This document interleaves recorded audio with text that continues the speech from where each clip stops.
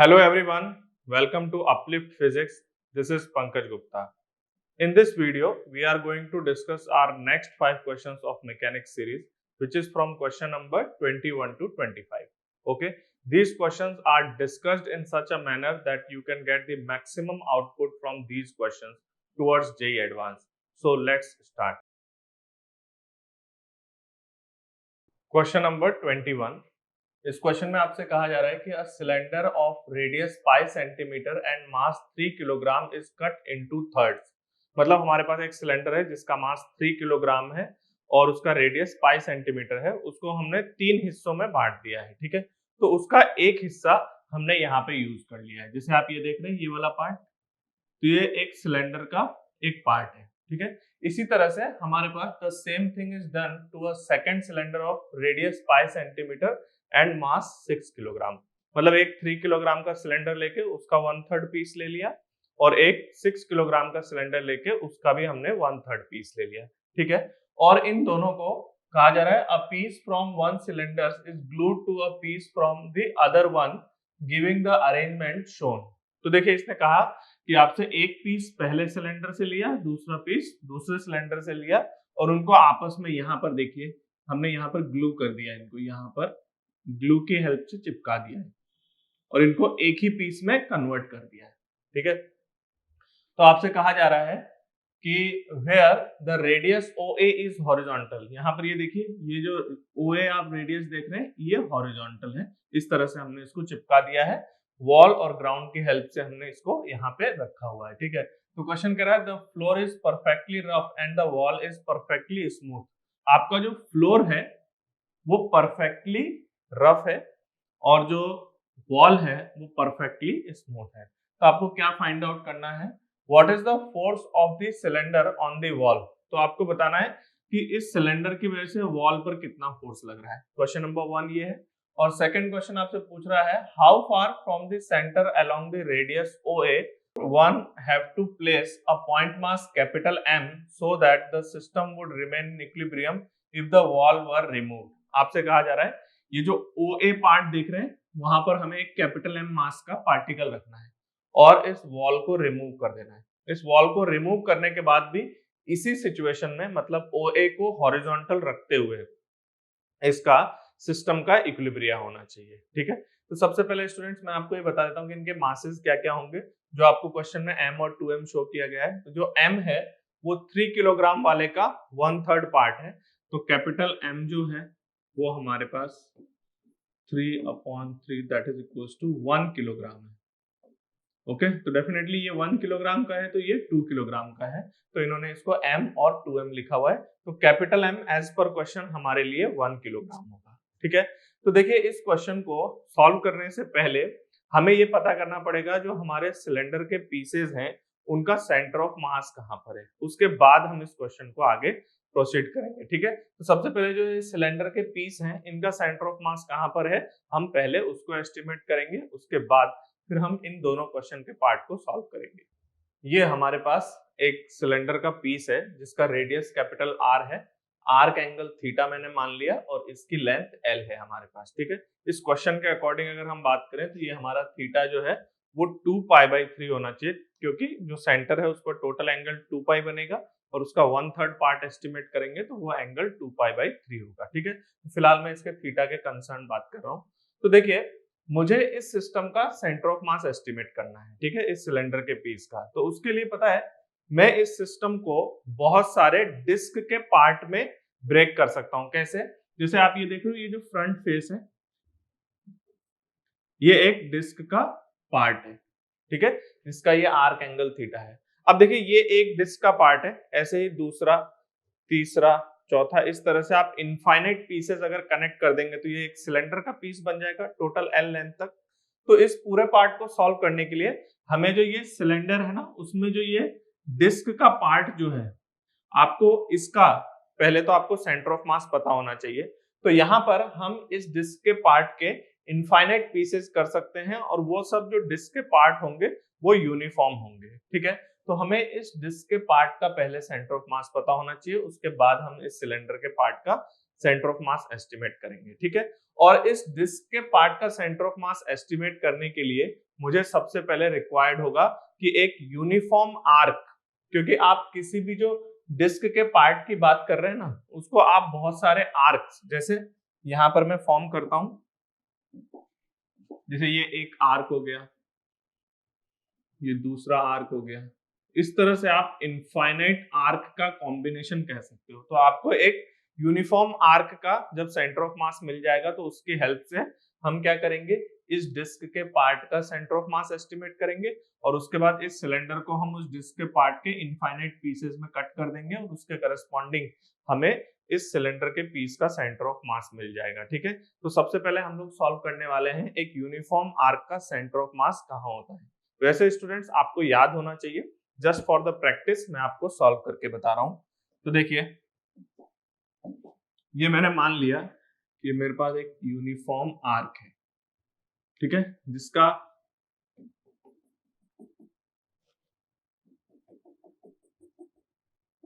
Suppose radius capital R है और इसका आर्क एंगल मैंने मान लिया कि ये थीटा है। अब मुझे पता करना है कि इसका सेंटर ऑफ मास कहां पर आएगा।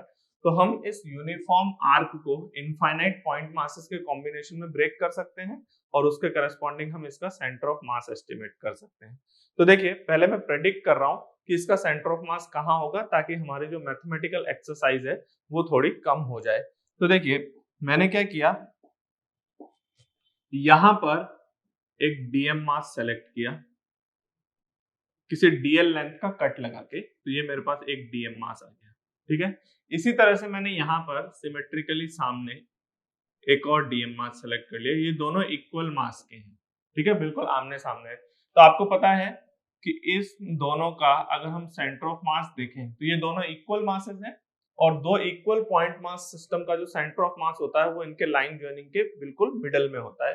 तो इस लाइन ज्वाइनिंग के बीच में इसका सेंटर ऑफ मास यहाँ कहीं पे आएगा, इस बिल्कुल बीचों बीच, ठीक है। इसी तरह से अगर हम दूसरे मासेस सेलेक्ट करें, इसके पास में मैंने एक और डीएम मास सेलेक्ट किया, इसके जस्ट ऊपर भी इक्वल मास का सेम लोकेशन पे मैंने एक डीएम मास सेलेक्ट किया। इन दोनों का अगर हम सेंटर ऑफ मास देखें तो इनकी लाइन ज्वाइनिंग के बीच में वो यहाँ कहीं पे होगा। इसी तरह से आप दो दो के पेयर्स बना सकते हो, तो उनका सेंटर ऑफ मास आप देखते जाओगे, उनकी लाइन ज्वाइनिंग के बिल्कुल बीच में इस तरह से आता जाएगा। तो जो आप देख रहे हो ना सेंटर ऑफ मास, तो हम इन दो डीएम जो है उनको सेलेक्ट करके उनका सेंटर ऑफ मास बनाते जा रहे हैं। यानी फाइनली आर्क को आप इस तरह से देख सकते हो कि इन मासेस को हमने यहाँ पर बीचों बीच शिफ्ट कर दिया है, तो इसका सेंटर ऑफ मास यहीं कहीं पे होगा। तो ये कौन सी लाइन है, ये इसका एंगल बाइसेक्टर है। तो जो एंगल बाइसेक्टर आप देख रहे हो, इस एंगल बाइसेक्टर पे ही इसका सेंटर ऑफ मास होगा, ठीक है। तो ये एंगल इधर θ/2, ये वाला एंगल भी इधर θ/2। तो हमें ये पता चल गया कि ये जो यूनिफॉर्म आर्क है उसका सेंटर ऑफ मास इसके एंगल बाइसेक्टर पे कहीं पे होगा।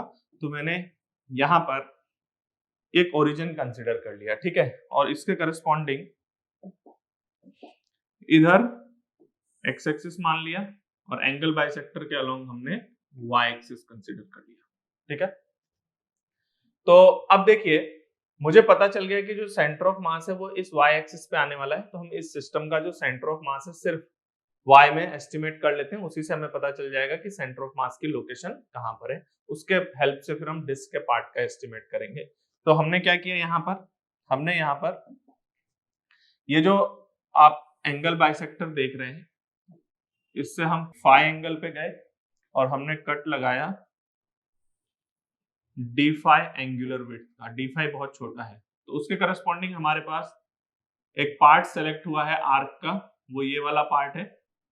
इस पार्ट के अगर हम लेंथ की बात करें तो वो आर डी फाई होगा, ठीक है, क्योंकि आर्क एंगल डी फाई है और इसका रेडियस कैपिटल आर है, तो इसकी लेंथ आर डी फाई होगी, ठीक है। तो अगर हम इसका मास एस्टिमेट करें डीएम, तो दैट विल बी योर मास पर यूनिट लेंथ लैम्डा, क्योंकि ये यूनिफॉर्म है तो लैम्डा हर जगह पे कांस्टेंट होगा, इनटू आर डी फाई। ये इस स्मॉल पार्ट का मास है। अगर हम इसके कोऑर्डिनेट्स की बात करें कि ये जो पॉइंट मास हमने सेलेक्ट किया उसका कोऑर्डिनेट क्या है, तो उसका अगर आप एक्स कोऑर्डिनेट देखेंगे तो एक्स कोऑर्डिनेट आएगा इसका आर, ये देखिए ये आर है ना, ये एंगल फाई है, तो इस डायरेक्शन में कंपोनेंट आएगा आर साइन फाई, ये तो एक्स कोऑर्डिनेट आएगा। और इस एलिमेंट का जो वाई कोऑर्डिनेट है that will be your R cos phi.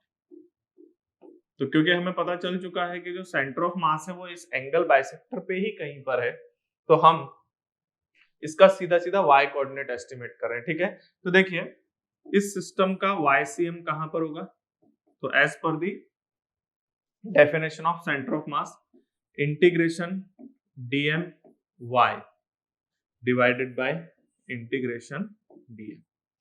तो यहां से मेरे पास YCM कितना आने वाला है, देखिए dm की वैल्यू कितनी है, लैम्डा r d फाई, और y ऑफ द एलिमेंट, तो एलिमेंट का y कोऑर्डिनेट है r cos फाई, ठीक है, divided by integration lambda r d phi, dm का इंटीग्रेशन। ठीक है, तो हम यहाँ पे लिमिट सब्स्टिट्यूट करते हैं, तो लिमिट कहां पर आएगा, तो इस पूरे रिंग को कंसीडर करने के लिए इसके हर एलिमेंट को कंसीडर करना पड़ेगा, और आपने इधर से ये फाई एंगल एस्टिमेट किया है। तो अगर हम फाई की बात करें कि फाई आपका -θ/2 से +θ/2 तक वेरी करेगा, तो ये पूरा आर्क आपका कंसीडर हो जाएगा। तो देखिए ये होगा -θ/2 से +θ/2, तो इसी तरह से यहाँ पे भी -θ/2 से लेके +θ/2 तक हम इस इंटीग्रेशन को परफॉर्म कर देंगे, और उसके करस्पॉन्डिंग हमें पता चल जाएगा कि ये जो यूनिफॉर्म आर्क है इसका सेंटर ऑफ मास यहां से कितने डिस्टेंस पर आएगा। ठीक है, तो इस इंटीग्रेशन को हम परफॉर्म करते हैं। तो मेरे पास रिलेशन आ रहा है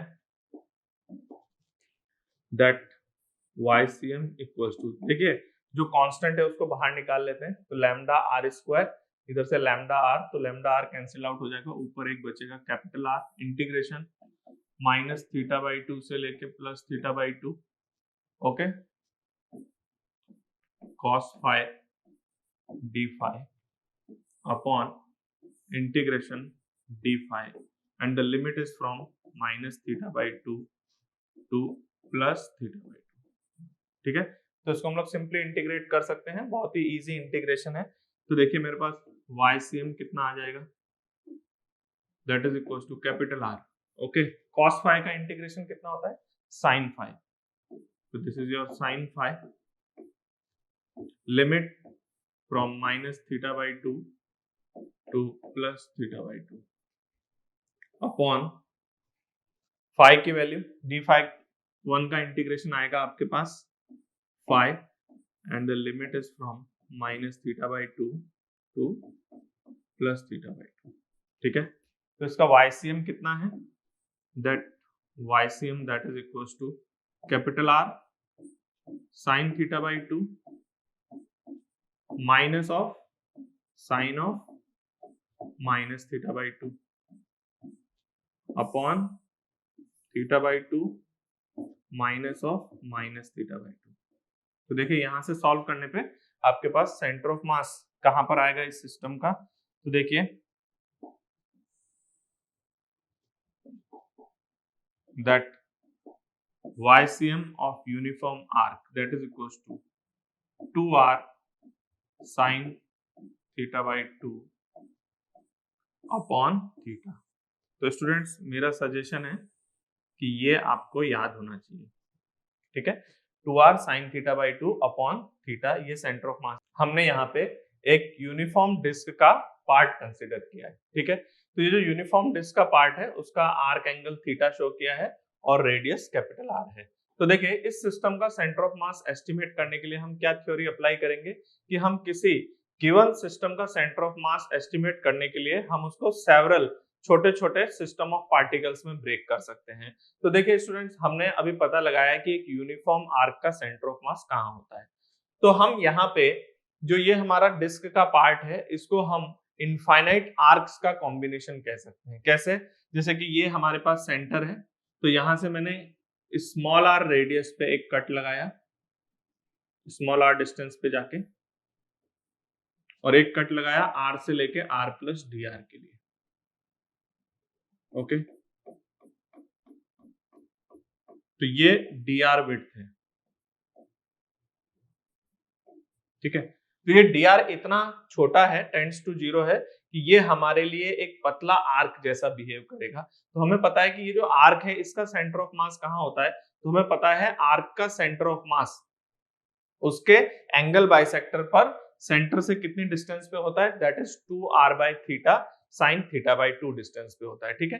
तो यहाँ पर हम जितने भी आर्क कंसीडर करेंगे हम उनके मासेस को उनके सेंटर ऑफ मास पे रिप्लेस करेंगे और उसके करस्पॉन्डिंग हमें ये डिस्क का जो पार्ट है उसका सेंटर ऑफ मास मिलेगा। तो देखिए ये जो डिस्क का पार्ट है ना उसका centre of mass angle bisector पे आने वाला है। तो ये मैंने पहले एंगल बाइसेक्टर ड्रॉ कर दिया। ये जो हमारे पास रिंग कंसीडर हुआ है उसका सेंटर ऑफ मास यहाँ से कितनी डिस्टेंस पे है, तो अगर मैं उसको थोड़ी देर के लिए YCM ऑफ एलिमेंट कहता हूं, ठीक है, मैंने इसको y एक्सिस कंसीडर कर लिया, ये x एक्सिस मान लीजिए। तो ये जो YCM ऑफ एलिमेंट है वो कितना है, तो अगर इसका रेडियस स्मॉल r है तो YCM of this element is, इसका रेडियस क्योंकि स्मॉल r है तो वो आएगा 2 स्मॉल r/θ sin θ/2।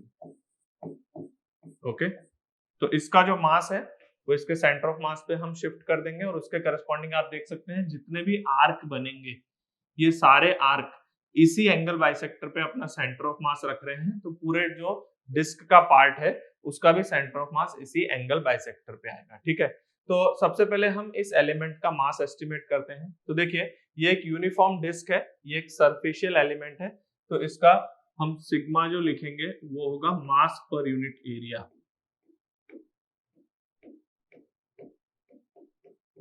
मास पर यूनिट एरिया जिसको हम लिख सकते हैं sigma equals to dm over dA, mass पर यूनिट एरिया। dA एरिया है, dm मास है, और ये आपको क्वेश्चन में हमें दिख रहा है कि ये कांस्टेंट है। तो इसके करस्पॉन्डिंग अगर हमें इस एलिमेंट का मास चाहिए तो हम कैसे एस्टिमेट करेंगे, इस एलिमेंट का मास जो dm होगा that is equals to sigma into dA। तो हमें इस आर्क का एरिया चाहिए, उसके लिए देखिए ये जो आर्क लेंथ आप देख रहे हैं यहां से यहां तक, ये जो आर्क लेंथ है वो r थीटा है, ये इसकी आर्क लेंथ है, और इसका विड्थ कितना है dr। तो हमारे पास जो एरिया आएगा उसके करस्पॉन्डिंग dm आ जाएगा that is sigma r theta dr, ये इसका मास है। r थीटा लेंथ है और dr इसकी विड्थ है, तो इसके करस्पॉन्डिंग ये एरिया आ गया, ये इसका मास आ गया, ठीक है। तो हम इस पूरे सिस्टम का सेंटर ऑफ मास एस्टिमेट करने के लिए क्या करेंगे, YCM of this system that is equals to integration dm element YCM of element, जो आपने एलिमेंट लिया है उसका मास और उसका सेंटर ऑफ मास कितनी दूरी पर है उसका y coordinate divided by integration of dm of element. इसको सिंप्लीफाई करके हम पता लगाएंगे कि इसका सेंटर ऑफ मास कहां पर आएगा। तो देखिए कहां पर आएगा, YCM that is equals to integration dm of element is sigma r theta dr, और YCM of element कितना है 2r/थीटा into sin θ/2। ओके, ये तो हमारे पास dm element YCM of element upon integration dm element, तो integration sigma r theta dr। Okay, ये हमारे पास वैल्यू आई है। अब देखिए इस पूरे डिस्क के पार्ट को कंसीडर करने के लिए ये स्मॉल r की वैल्यू कहां से कहां तक वेरी करें, स्मॉल r 0 से लेके कैपिटल R तक वेरी करा देते हैं। तो यहाँ पर लिमिट आ जाएगी that is 0 to capital R, 0 to capital R, ठीक है। तो इसको थोड़ा सिंप्लीफाई करते हैं, तो यहाँ पे जो भी कांस्टेंट है उसको बाहर निकाल लेते हैं। तो देखिए सिग्मा और थीटा ये कांस्टेंट है, सिग्मा थीटा कांस्टेंट है, तो बाहर आके कैंसिल आउट हो जाएगा। तो बाकी क्या बचेगा देखिए, तो हमारे पास न्यूमरेटर में आ रहा है 2 sin θ/2 अपॉन थीटा, ये हमने कॉमन ले लिया, 2 sin θ/2 अपॉन थीटा ये कॉमन ले लिया, और सिग्मा थीटा कॉमन आ जाएगा, यहाँ से भी सिग्मा थीटा कॉमन आएगा, वो कैंसिल आउट हो जाएगा। तो इंटीग्रेशन के अंदर हमारे पास यहाँ पे बच रहा है that is R square D R upon integration R D R. Limit कहां से कहां तक है? तो लिमिट है 0 टू कैपिटल आर, तो this is from 0 to capital R and 0 to capital R. ठीक है, इसको सिंप्लीफाई कर लेते हैं।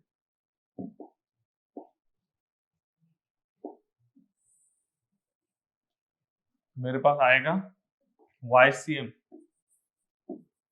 दैट इज इक्वल्स टू कितना आ रहा है 2 sin थीटा बाई 2 अपॉन में थीटा, इसका इंटीग्रेशन आ रहा है r क्यूब बाई 3, लिमिट भी सब्स्टिट्यूट कर रहे हैं तो that is your capital r cube by 3 upon इसका इंटीग्रेशन आएगा r स्क्वायर डिवाइडेड बाई 2।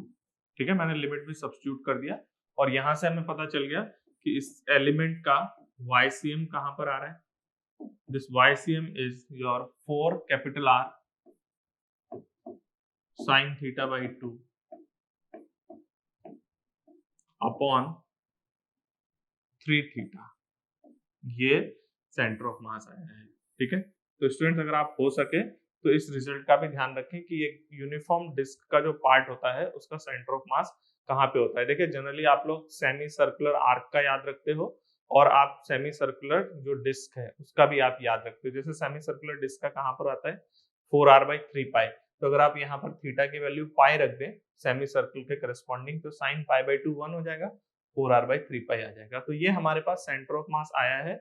इस जो डिस्क का पार्ट है उसका सेंटर ऑफ मास उसके सेंटर से कितनी दूरी पे है ये हमारे पास आ चुका है। ठीक है, अब हम जो हमारा सिलेंडर का पीस है उसका सेंटर ऑफ मास एस्टिमेट करेंगे। अब ये जो आप सिलेंडर का पीस देख रहे हैं इसका सेंटर ऑफ मास एस्टिमेट करना है, तो मैं इस पूरे सिस्टम को कैसा कंसीडर कर सकता हूँ। जैसे आप ये देख रहे हैं कि जो फ्रंट फेस है ये एक डिस्क का पार्ट है, तो ऐसे में इनफाइनाइट डिस्क के पार्ट को अगर एक के बाद एक कनेक्ट कर देता हूँ तो ये सिलेंडर का पीस बन जाएगा। जैसे ये पहला हो गया, इसी तरह से हमने यहाँ पर एक और कट लगा के ये दूसरा पीस कंसीडर कर लिया, इसी तरह से कट लगा के ये तीसरा पीस कंसीडर कर लिया। तो आप इसको किस तरह से कंसीडर कर रहे हैं, ये जो डिस्क का पार्ट है ऐसे बहुत सारे पार्ट को एक के बाद एक आप लगाते जाएंगे तो उसका सेंटर ऑफ मास कहां पर है आप पता लगा सकते हैं। तो सबसे पहली बात आपको पता है कि ये जो डिस्क का पार्ट है इसका सेंटर ऑफ मास कहाँ है, तो वो इसके एंगल बाइसेक्टर पे है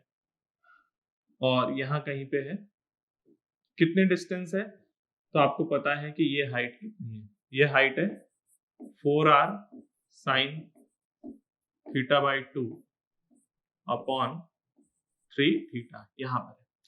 तो देखिए ये पहले वाले का सेंटर ऑफ मास, इसी तरह से दूसरा पार्ट का, तीसरे पार्ट का, चौथे पार्ट का। तो अगर आप सबका सेंटर ऑफ मास देखते जाएंगे तो इस तरह से ये पहले का है, फिर दूसरे का होगा, फिर तीसरे का होगा, तो ऐसे ही ये जो लाइन बनेगी इस लाइन पर एज इट इज सबका सेंटर ऑफ मास आता चला जाएगा इसके अकॉर्डिंग कितनी हाइट पर है ये 4r sin theta by 2 upon 3 theta. तो पहला पीस, दूसरा पीस, तीसरा पीस, इन सब के बारे में इस तरह से सेंटर ऑफ मास बनेगा। तो देखिए ये जो पहला पीस है और इधर लास्ट पीस, ये दोनों आइडेंटिकल है, तो इन दोनों का सेंटर ऑफ मास कहाँ आएगा, लेवल तो यही है लेकिन एक लास्ट है एक फर्स्ट है, तो उन दोनों को अगर हम देखेंगे तो वो मिड पॉइंट पे आ जाएगा। इसी तरह से दूसरा पीस इधर और लास्ट से दूसरा पीस, तो उन दोनों का सेंटर ऑफ मास भी बीच पे आ जाएगा। तो आप देख सकते हैं कि सिस्टम का जो सेंटर ऑफ मास होगा वो सिलेंडर का जो एक्सिस है ना, सिलेंडर के जो पार्ट का एक्सिस है उसके एक्सिस से जो डिस्टेंस तो इतनी ही रहेगी, लेकिन अगर हम अलोंग द लेंथ बात करें तो वो मिड पॉइंट पे होगा। मतलब ये अगर यहाँ से यहाँ तक L लेंथ का है तो सेंटर ऑफ मास कहीं बीच में यहाँ कहीं पे होगा। ठीक है, और वो यहाँ से अगर हम उस डिस्टेंस की बात करें तो वो L/2 होगा बीचों बीच कहीं पे। ठीक है, तो सेंटर ऑफ मास जो है इस सिलेंडर के पीस का वो उसकी एक्सिस से डिस्टेंस होगी 4r sin theta by 2 upon 3 theta, और अगर हम लेंथ वाइज बात करें तो वो बीच में होगा, यानी कि फ्रंट से L/2 अंदर या बैक से L/2 इस तरफ, यानी बीचों बीच उसका सेंटर ऑफ मास होगा। ठीक है, तो अब हम लोग इसका यूज करते हुए इस क्वेश्चन को सॉल्व करते हैं। अब इस क्वेश्चन का पार्ट ए सॉल्व करते हैं। तो हमारे पास जो सिलेंडर्स हैं उनके 1/3 पार्ट को यूज किया गया है। तो आप देख सकते हो जो आर्क एंगल थीटा है ना, वो थीटा हमारे पास 2 पाई बाई 3 होगा, दोनों सिलेंडर्स के पीसेस के लिए, तो ये 2π/3 है। अच्छा, हमें अगर इनके सेंटर ऑफ मास की डिस्टेंस चाहिए इनके कंसर्न एक्सिस से, तो वो डिस्टेंस कितनी होगी? वो DCM जो है उसका फॉर्मूला था 4r/3 theta into sine θ/2। Okay, तो हम लोग पहले वैल्यू सब्स्टिट्यूट करते हैं, तो DCM कितना आ जाएगा? That is 4R upon 3। Theta की वैल्यू कितनी है? 2π/3। ओके, और साइन ऑफ θ/2, साइन θ/2 आएगा π/3। ठीक है, तो इसको सिंप्लीफाई कर लेते हैं, कितना आ रहा है देखिए। तो ये DCM हमारे पास आएगा, that is your 2R into √3/2 divided by pi. On solving this DCM, that is equals to √3R divided by pi. वैसे क्वेश्चन में आपको प्रोवाइडेड है जो कैपिटल R है वो पाई सेंटीमीटर है, तो आप चाहो तो रख सकते हो, हम इसको बाद में यूज करेंगे। तो जो सेंटर ऑफ मास की डिस्टेंस है ना उसके एक्सिस से वो कितनी आएगी एंगल बाइसेक्टर पे? दैट इज √3R/पाई। अब देखिए इन दोनों पार्ट को, ये M मास का था, कैपिटल M 1 किलोग्राम का है, और ये जो 2M है ये 2 किलोग्राम का है। इन दोनों को आपस में चिपका के इस तरह से रखा हुआ है। ये जो आपका ग्राउंड है ना ये परफेक्टली रफ है, और ये जो वॉल है वो परफेक्टली स्मूथ है, और ये सिस्टम प्रॉपरली इक्विलिब्रिया में है। ठीक है, तो इस इक्विलिब्रिया को डिस्कस करने के लिए हमसे क्वेश्चन में इस इक्विलिब्रिया के करस्पॉन्डिंग क्या पूछा है? What is the force of the cylinder on the wall. मतलब ये जो पूरा सिस्टम है इसने इस वॉल पे कितना फोर्स अप्लाई किया है। ठीक है, तो देखिए हम इसका FBD फॉर्म करते हैं। तो सबसे पहली बात आप देख रहे हैं ये OA हॉरिजॉन्टल है, तो ये जो टच कर रहा होगा नीचे वाला पॉइंट वो यहाँ पे टच कर रहा है। ठीक है, ये वर्टिकल होगा, और इसके करस्पॉन्डिंग यहां से मैंने शो किया कि एक नॉर्मल रिएक्शन N1 ऊपर की तरफ एक्ट कर रहा है। ठीक है, ये सरफेस रफ है तो यहाँ पर फ्रिक्शन भी एक्ट कर रहा होगा। अभी मैं उसकी डायरेक्शन बनाऊंगा कि फ्रिक्शन किधर एक्ट कर रहा है। उसके बाद आप देखिए, अगर हम यहां से देखें तो ये जो हॉरिजॉन्टल है, क्योंकि आप सिमेट्रिक पार्ट देख रहे हो, ये भी 2π/3 है, ये भी 2π/3 है, तो ये टोटल यहाँ से यहाँ तक पाई और ये π/3 होगा। तो ये जो टच कर रहा है ना पॉइंट वो हॉरिजॉन्टल लेवल पे है, तो यहाँ से जो वॉल ने सिलेंडर को फोर्स प्रोवाइड किया है वो N2 है। हम सिलेंडर का FBD बना रहे हैं। ठीक है, अगर हम वॉल के ऊपर फोर्स देखें तो N2 इस डायरेक्शन में लगेगा और सिलेंडर पे N2 इस डायरेक्शन में लगेगा। ठीक है, अब देखिए इसके FBD में और कौन कौन से फोर्सेस हैं। तो ये N2 इस डायरेक्शन में है, तो ग्राउंड पे जो फ्रिक्शन है वो लेफ्ट डायरेक्शन में एक्ट करेगा, तो हमने उसको F मान लिया। उसके बाद ये जो दोनों पीसेस हैं इनका वेट एक्ट करेगा। ठीक है, और हमें पता है कि वेट को उसके सेंटर ऑफ मास पे अप्लाई किया जाता है टॉर्क लिखने के लिए। तो आप बताइए ये वाला जो पार्ट है इसका ये टोटल एंगल 2π/3 है, तो अगर हम इसका सेंटर ऑफ मास ढूंढे कि वो कहां पर है, तो वो एंगल बाइसेक्टर पे होगा। तो वो एंगल बाइसेक्टर इस तरह से है। ठीक है, एंगल बाइसेक्टर पे कितनी दूरी पर है सेंटर ऑफ मास? तो यहां से इसकी डिस्टेंस DCM होगी। DCM कितना है? √3R/पाई। ठीक है, तो इसका मास, तो पहले आप ये देखिए ये टोटल जो एंगल है ना ये 2π/3 है, तो इधर से ये वाला एंगल π/3 होगा, ये वाला एंगल भी इधर π/3 होगा। तो सबसे पहले ये जो सेंटर ऑफ मास है वो डिस्टेंस है उसकी DCM, दैट इज √3R/पाई। और अगर हम उसका एंगल एस्टिमेट करना चाहें तो ये वाला एंगल π/3 है और ये भी पूरा एंगल π/3 होगा। ठीक है, तो ये एंगल π/3 और ये पूरा एंगल भी π/3 है। तो स्टूडेंट्स आप देख सकते हैं कि ये पूरा 90 डिग्री है ना, यहाँ से यहाँ तक, ये यहाँ से लेके यहाँ तक ये पूरा 90 डिग्री है। तो ये एंगल अगर आपको कभी जरूरत पड़ी तो ये एंगल π/6 आएगा। ठीक है, तो हमने इसका सेंटर ऑफ मास लोकेट कर दिया है कहां पर है, और वेट एक्ट करेगा vertically downward, that is capital mg। ठीक है, इसके बाद जो हमारा ये वाला पीस है इसका सेंटर ऑफ मास कहां पर आएगा? तो आप देखिए ये वाला पीस का एंगल 2π/3 है, तो ये भी π/3 होगा और ये भी π/3 है। तो इसका जो सेंटर ऑफ मास है इसका एंगल बाइसेक्टर पे ये यहाँ कहीं पे है। और उसकी डिस्टेंस एक्सिस से DCM के इक्वल है, ठीक है।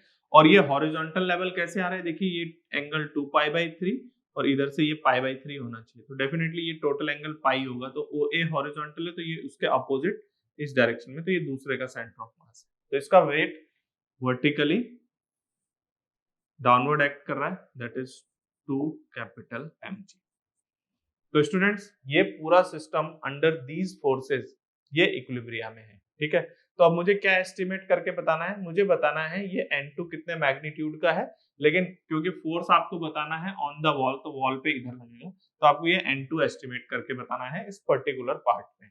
तो देखिए इसका अगर हम इक्विलिब्रिया लिखें, वैसे तो क्वेश्चन बहुत इजी वे में एक इक्वेशन से सॉल्व हो जाएगा, बट हम यहाँ पे क्या क्या लिख सकते हैं, तो ये पूरा सिस्टम इक्विलिब्रियम में है, तो सेंटर ऑफ मास इस सिस्टम का वो रेस्ट पर है, रिमेन एट रेस्ट पर है, इसका मतलब सिस्टम पर नेट एक्सटर्नल फोर्सेस का वेक्टर सम 0 होना चाहिए। तो अगर हम वर्टिकल में बात करें, तो देखिए वर्टिकल में क्या क्या इक्वेशन आ रही है मेरे पास, तो वर्टिकल में ऊपर की तरफ N1 है और नीचे की तरफ 2mg और mg। तो अगर आप देखें वर्टिकली अपवर्ड जो हमारा N1 है that is equals to 3mg, that is 2mg और mg और N1 ये बैलेंस कर जाएंगे। हॉरिजॉन्टल में अगर हम बात करें तो N2 इक्वल्स टू फ्रिक्शन, तो ये N2 और ये फ्रिक्शन फोर्स एक दूसरे को बैलेंस करेंगे। वैसे क्वेश्चन में हमें ये N2 बताना है, ठीक है। तो इस N2 को एस्टिमेट करने के लिए मैं क्या कर रहा हूँ, तो देखिए ये पूरा सिस्टम जो है वो इक्विलिब्रियम में है, तो डेफिनेटली ये रोटेशनल इक्विलिब्रियम में भी होगा। तो आपको पता है कि ये जो सिलेंडर के पीसेस हैं उनका सेंटर ऑफ मास इनके एक्सिस के जो एंगल बाइसेक्टर पर तो कितनी डिस्टेंस पे ये तो पता ही है, लेकिन ये अंदर होंगे, या अगर आप इसको L लेंथ का ऐसे मान लें बाहर की तरफ, तो ये बीच में होगा L/2, तो उससे हमें कोई फर्क नहीं पड़ने वाला, क्योंकि हमें जो एक्सिस से आर्म वगैरह हम सेलेक्ट करेंगे उसके करस्पॉन्डिंग देखिए क्या आएगा।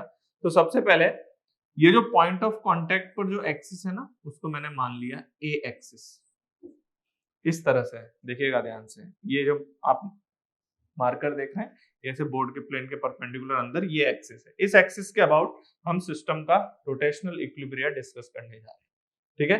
तो आपको क्या करना पड़ेगा, ये जो सेंटर ऑफ मास अंदर है ना L/2 पे या बाहर L/2 पर है, तो वो एक्सिस के पैरेलल डिस्टेंस है, अगर हम एक्सिस से परपेंडिकुलर डिस्टेंस की बात करें तो वो यहीं से एस्टिमेट हो जाएगी। तो देखिए इस इक्विलिब्रियम में for rotational equilibria about A summation torque that is equals to 0, हम टॉर्क बैलेंस कर रहे हैं। तो A के अबाउट मुझे बताइए, A के अबाउट जो फ्रिक्शन है उसका टॉर्क 0 होगा, क्योंकि फ्रिक्शन भी यहीं से पास कर रहा है, और नॉर्मल N1 का टॉर्क भी 0 होगा।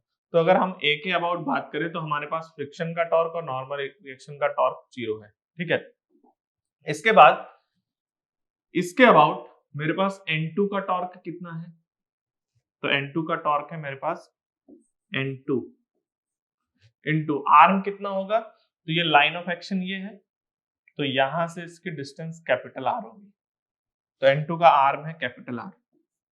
व्हाट इज इट्स डायरेक्शन, तो R ऐसे है और F राइट में है, तो R इस तरफ है और F राइट साइड में है, तो R क्रॉस F ये इनवर्ड होगा, तो ये इनवर्ड जो है उसको मैंने पॉजिटिव मान लिया, तो मेरे पास N2 का टॉर्क है N2 इंटू R और वो है इनवर्ड, ठीक है।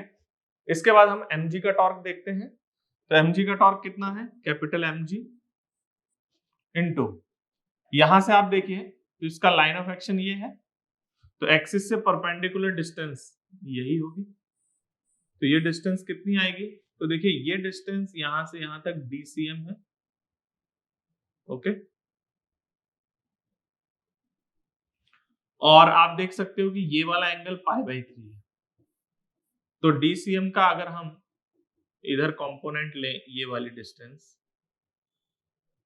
तो दिस इज योर DCM, ये एंगल π/3 है यहाँ वाला, क्योंकि एंगल बाइसेक्टर है ना, तो DCM cos ऑफ π/3, ओके। तो mg का टॉर्क आएगा mg into DCM cos π/3। What is its direction, तो R ऐसे है, R और F नीचे, तो R क्रॉस F ये इनवर्ट जाएगा, तो आपका N2 का टॉर्क भी इनवर्ड है और mg का टॉर्क भी इनवर्ड ही है, तो ये दोनों ऐड हो गए, ये दोनों सेम डायरेक्शन में है। इसके बाद 2mg का टॉर्क, तो 2mg और इसके आर्म कितनी है, तो इसका लाइन ऑफ एक्शन ये है। तो इस लाइन ऑफ एक्शन पे अगर हम देखें तो यहां से ये डिस्टेंस इसके आर्म आएगी और ये डिस्टेंस बराबर है, तो ये डिस्टेंस आपका DCM के इक्वल है, तो दिस इज योर DCM। अच्छा, इस टॉर्क की डायरेक्शन क्या होगी, तो R और F नीचे, R क्रॉस F ये आउटवर्ड है। तो देखिए N2 और mg का टॉर्क इनवर्ड गया था और 2mg का टॉर्क आउटवर्ड है, तो दिस इज माइनस, क्योंकि डायरेक्शन अपोजिट है। तो इसके ऊपर देखिए एक हमारे पास फ्रिक्शन और ये नॉर्मल रिएक्शन, इन दोनों के टॉर्क की भी अगर हम बात करें तो इन दोनों का टॉर्क 0 है, N2 का टॉर्क, mg का टॉर्क और 2mg का टॉर्क, ये सारा टॉर्क जो है उसका वेक्टर सम 0 होना चाहिए। तो हमने एक ही लाइन के अलोंग है तो एक डायरेक्शन प्लस मान लिया इनवर्ड, तो आउटवर्ड को हमने माइनस मानते हुए ये टोटल टॉर्क हमने यहाँ पे बैलेंस कर दिया है, ठीक है। तो यहाँ से आपको N2 की वैल्यू एस्टिमेट करके बताना है, क्योंकि यही फोर्स, जितना फोर्स वॉल ने सिलेंडर पे लगाया है उतना ही सिलेंडर ने वॉल पे लगाया है इस डायरेक्शन में। अगर आपसे डायरेक्शन वाइज पूछा जाए तो N2 वॉल पर इस डायरेक्शन में होगा और उसका मैग्नीट्यूड कितना है वो हम यहाँ से एस्टिमेट करेंगे। तो वैल्यू रखते हैं, ये आएगा आपके पास N2 into capital R plus mg, DCM कितना हमने एस्टिमेट किया है, √3 capital R by pi, √3 capital R by pi into cos pi by 3 is half, minus of 2mg into DCM है √3 capital R divided by pi, that is equals to 0। तो यहां से simplify करके हम N2 की value निकालते हैं, तो देखिए कितना आएगा मेरे पास, कैपिटल R तो आप हटा दीजिए, कॉमन आ जाएगा, तो N2 मेरे पास आ रहा है that is 2 capital mg into √3 by pi minus of √3 by 2 capital mg upon pi, ठीक है। यहां से सॉल्व करने पे कितना आएगा, the value of N2 that is equals to your 3√3 capital mg over 2 pi, ठीक है। और हमें पता है हमने कैपिटल M कितने किलोग्राम का लिया हुआ है, 1 किलोग्राम का, ठीक है। तो इस N2 की न्यूमेरिक वैल्यू कितनी आ रही है, तो that is your 3√3 divided by 2 pi into mg है 1, m है 1 और g है 10। तो यहां से आप सॉल्व करिए तो आपके पास आ जाएगा N2 is your 15√3 by pi Newton, ये आपके पास N2 का मैग्नीट्यूड आ गया 15√3 बाई पाई न्यूटन, ठीक है। इतना मैग्नीट्यूड का फोर्स लग रहा होगा। ध्यान रखिएगा क्वेश्चन में आपसे वॉल पर पूछा है तो आपको ये बात ध्यान रखना होगा, अगर वेक्टोरियली पूछा है तो वॉल पे इधर लगेगा और आपका इस सिस्टम पे इस डायरेक्शन में फोर्स लग रहा है, ठीक है। तो ये आपके पास आंसर आया है that is 15√3 by pi, okay. Now second part इसका। अब इस क्वेश्चन के सेकंड पार्ट में आपसे क्या कहा गया है कि हमने इस वॉल को रिमूव कर दिया और ये जो आप OA आप देख रहे हैं ये हॉरिजॉन्टल है, इसके ऊपर हमें एक पॉइंट मास रखना है, ठीक है। तो वो पॉइंट मास O से कितनी डिस्टेंस पे रखें, उस पॉइंट मास का मास कैपिटल M है, तो उसको हम इस O से कितनी डिस्टेंस पे रखें ताकि ये सिस्टम बिना वॉल के ही इक्विलिब्रियम में रहे, ठीक है। तो इसका मतलब वॉल रिमूव कर दिया है, अब ये सिस्टम इक्विलिब्रियम में होना चाहिए, तो हमने यहाँ पर एक कैपिटल M मास रख दिया है, ठीक है। तो अगर हम इस सिस्टम का फ्री बॉडी डायग्राम बनाते हैं तो देखिए यहाँ पर ये फोर्स वेट जो है वो capital mg vertically downward act करेगा, इधर 2 कैपिटल mg डाउनवर्ड डायरेक्शन में एक्ट करेगा, यहां से normal reaction n vertically upward direction में एक्ट करेगा और ये कैपिटल mg ये डाउनवर्ड डायरेक्शन में एक्ट करेगा, ठीक है। तो देखिए इस सिस्टम का हमने FBD फॉर्म कर दिया है, यहाँ पर जो नॉर्मल रिएक्शन होगा वो इंटरनल होगा इसलिए हम उसको शो नहीं कर रहे हैं। तो अब देखिए यहाँ पर कोई फ्रिक्शन की रिक्वायरमेंट नहीं है क्योंकि ये पूरा सिस्टम इक्विलिब्रियम में है। तो देखिए सारे एक्सटर्नल फोर्सेस 2mg, mg और mg ये तीनों फोर्स वर्टिकल में है, तो यहाँ से सिर्फ नॉर्मल रिएक्शन की ही रिक्वायरमेंट है जो इस सिस्टम को इक्विलिब्रियम में मेंटेन करके रखेगा। ठीक है, यहाँ पर कोई फ्रिक्शन अवेलेबल नहीं होगा। अगर कोई फ्रिक्शन अवेलेबल होता तो इसका हॉरिजॉन्टल एक्सेलरेशन आ जाएगा, जबकि ये रेस्ट पर है। तो ये तीनों फोर्स वर्टिकल में है, तो एन भी वर्टिकल में तो है ही, और इधर फ्रिक्शन की वैल्यू 0 आएगी। तो अगर आप चाहें तो एन की वैल्यू एस्टिमेट कर सकते हैं। एन की वैल्यू हमारे पास आएगी 2mg, mg and mg, that is 4mg। ठीक है, ग्राउंड से कितना फोर्स रिक्वायर्ड होगा, हमें क्या एस्टिमेट करना है, हमें इसको किस एक्स पर रखना है। ठीक है, तो हम यहाँ पे क्या कर रहे हैं, हम इस एक्सिस के अबाउट, यहां से ये ए एक्सिस मान रहे हैं, तो इस एक्सिस के अबाउट हम रोटेशनल इक्विलिब्रिया डिस्कस कर रहे हैं। तो देखिए क्या होगा, इसके अबाउट हम टॉर्क बैलेंस करें तो हमारे पास इसके अबाउट नॉर्मल रिएक्शन का टॉर्क तो 0 आ जाएगा क्योंकि नॉर्मल रिएक्शन यहीं से पास कर रहा है। तो इस ए एक्सिस के अबाउट नॉर्मल रिएक्शन का टॉर्क 0 आएगा। इसके बाद हम mg, इस mg और इस 2mg के टॉर्क के बारे में बात करेंगे। तो देखिए ये वाला एंगल आपको पता है, ये π/3 था। ठीक है, तो हम यहाँ पर समेशन टॉर्क को 0 कर रहे हैं। तो हम अबाउट ए, ठीक है, समेशन टॉर्क 0 कर रहे हैं, इनका वेक्टर सम 0 कर रहे हैं। तो ए के अबाउट जो n है उसका टॉर्क तो 0 आ गया, नॉर्मल रिएक्शन क्योंकि वो यहीं से पास कर रहा है।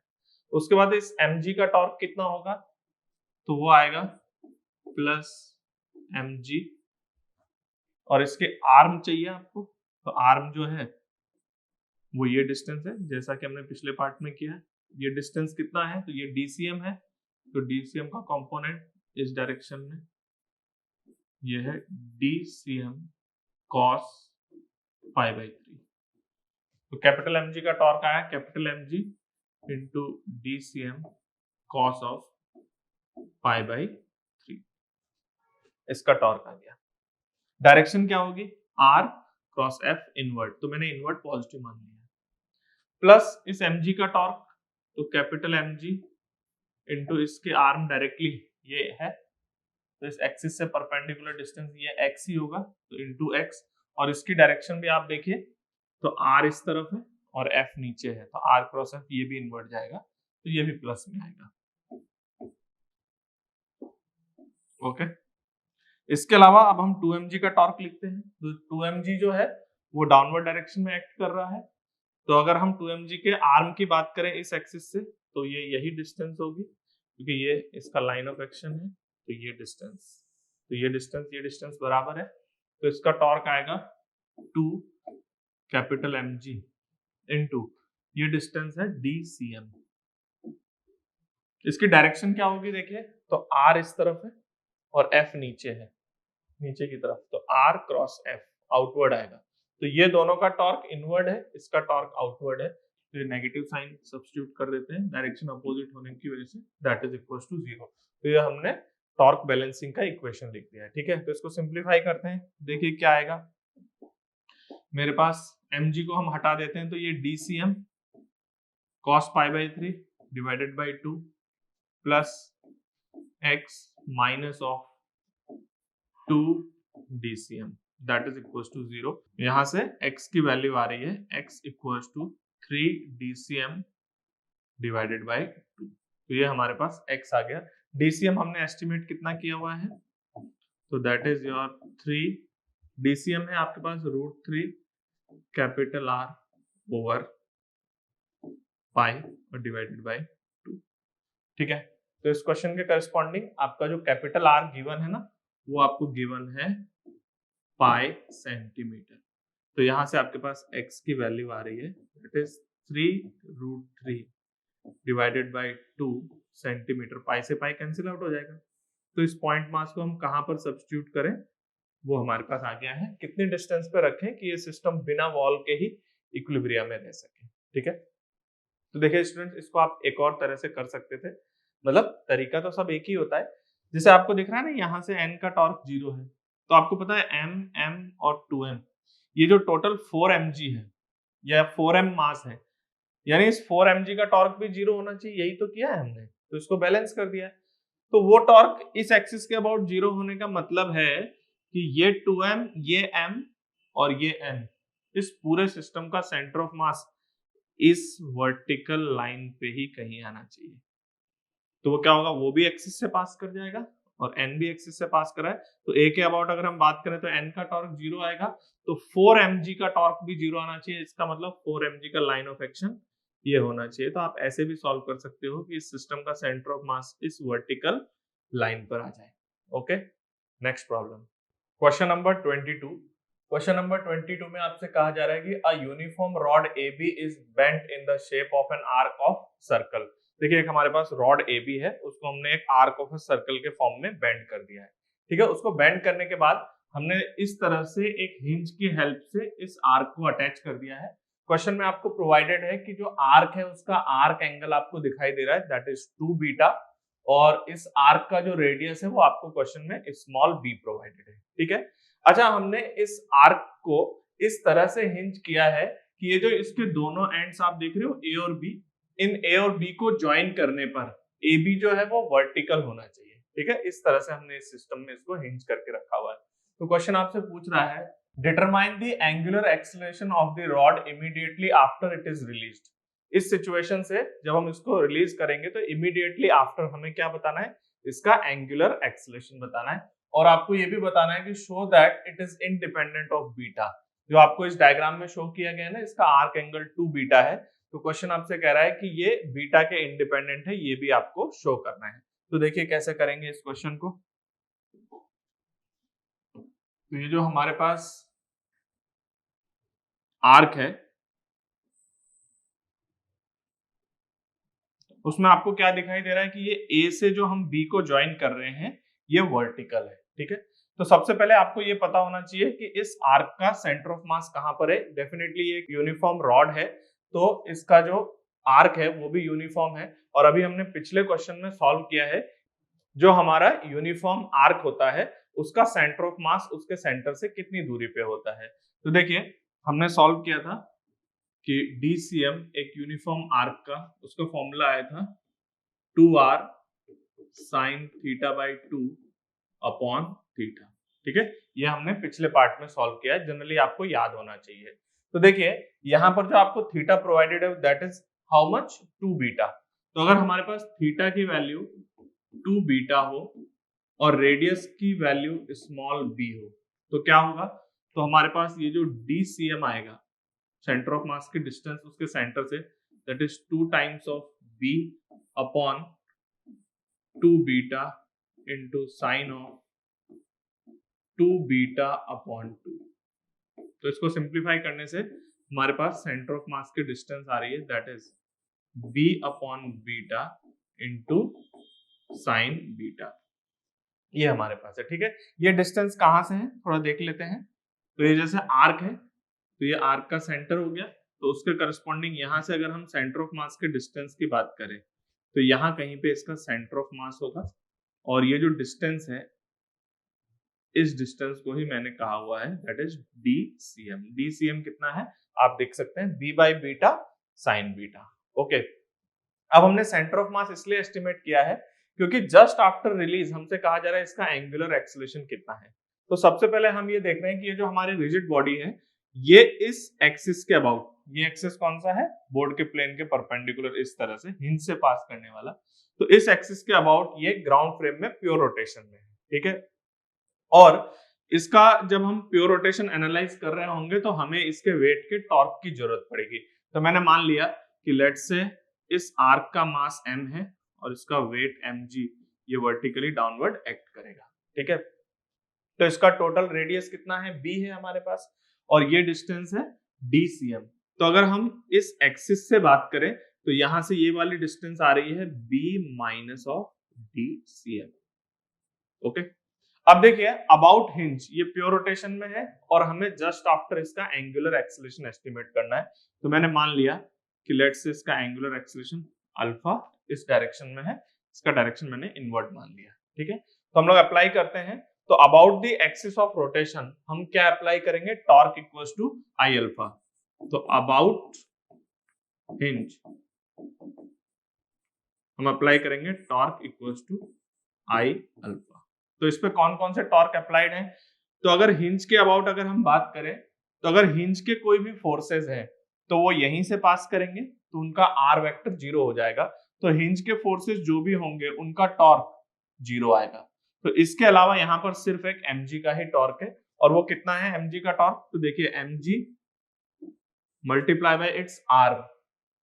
तो देखिए आर्म कितनी होगी? तो ये mg का लाइन ऑफ एक्शन ये है। तो एक्सिस से इसकी परपेंडिकुलर डिस्टेंस कितनी है? एक्सिस से ये इसकी परपेंडिकुलर डिस्टेंस है, this is b minus of dcm। तो mg into b minus of dcm। Okay, ये mg का टॉर्क है। जरा देख लेते हैं इसकी डायरेक्शन क्या है। तो हिंज से r वेक्टर ये होगा और mg वर्टिकली डाउनवर्ड है, तो r क्रॉस f ये इनवर्ड है, और हमने अल्फा भी इनवर्ड ही माना हुआ है, तो उसके करस्पॉन्डिंग ये टॉर्क हम पॉजिटिव साइन में लिखेंगे। इसके अलावा और कोई टॉर्क नहीं है, जो हिंज के फोर्सेस थे उनका टॉर्क 0 हो गया है, that is equals to I alpha. तो आई जो भी इसका एक्सिस ऑफ रोटेशन है उसके अबाउट आपको मोमेंट ऑफ इनर्शिया चाहिए, मल्टीप्लाई बाई अल्फा। तो यहां से हमें एंगुलर एक्सीलरेशन एस्टिमेट करना है, और उसके लिए हमें इस एक्सिस के अबाउट हमें इसका मोमेंट ऑफ इनर्शिया रिक्वायर्ड होगा। तो हम यहाँ पे जो मोमेंट ऑफ इनर्शिया एस्टिमेट करेंगे उसमें आप पैरेलल एक्सिस थ्योरम का यूज सीखेंगे। तो देखिए हम इसका मोमेंट ऑफ इनर्शिया एस्टिमेट करते हैं। तो देखिए इसका मोमेंट ऑफ इनर्शिया कितना आएगा। तो सबसे पहली बात, ये वाला एक्सिस देख रहे हैं, थोड़ी देर के लिए मैं इस सेंटर को O बोल देता हूँ। तो ये जो एक्सिस है, इस एक्सिस के अबाउट हमें इसका मोमेंट ऑफ इनर्शिया पता है। कैसे? मैंने कहा कि इस एक्सिस को मैंने कहा O एक्सिस है और इसका मोमेंट ऑफ इनर्शिया IO है, तो दैट इज इक्वल्स टू, देखिए इसका मास मैंने कितना एज्यूम किया है m, और इस एक्सिस से इस आर्क के हर पॉइंट की डिस्टेंस b है।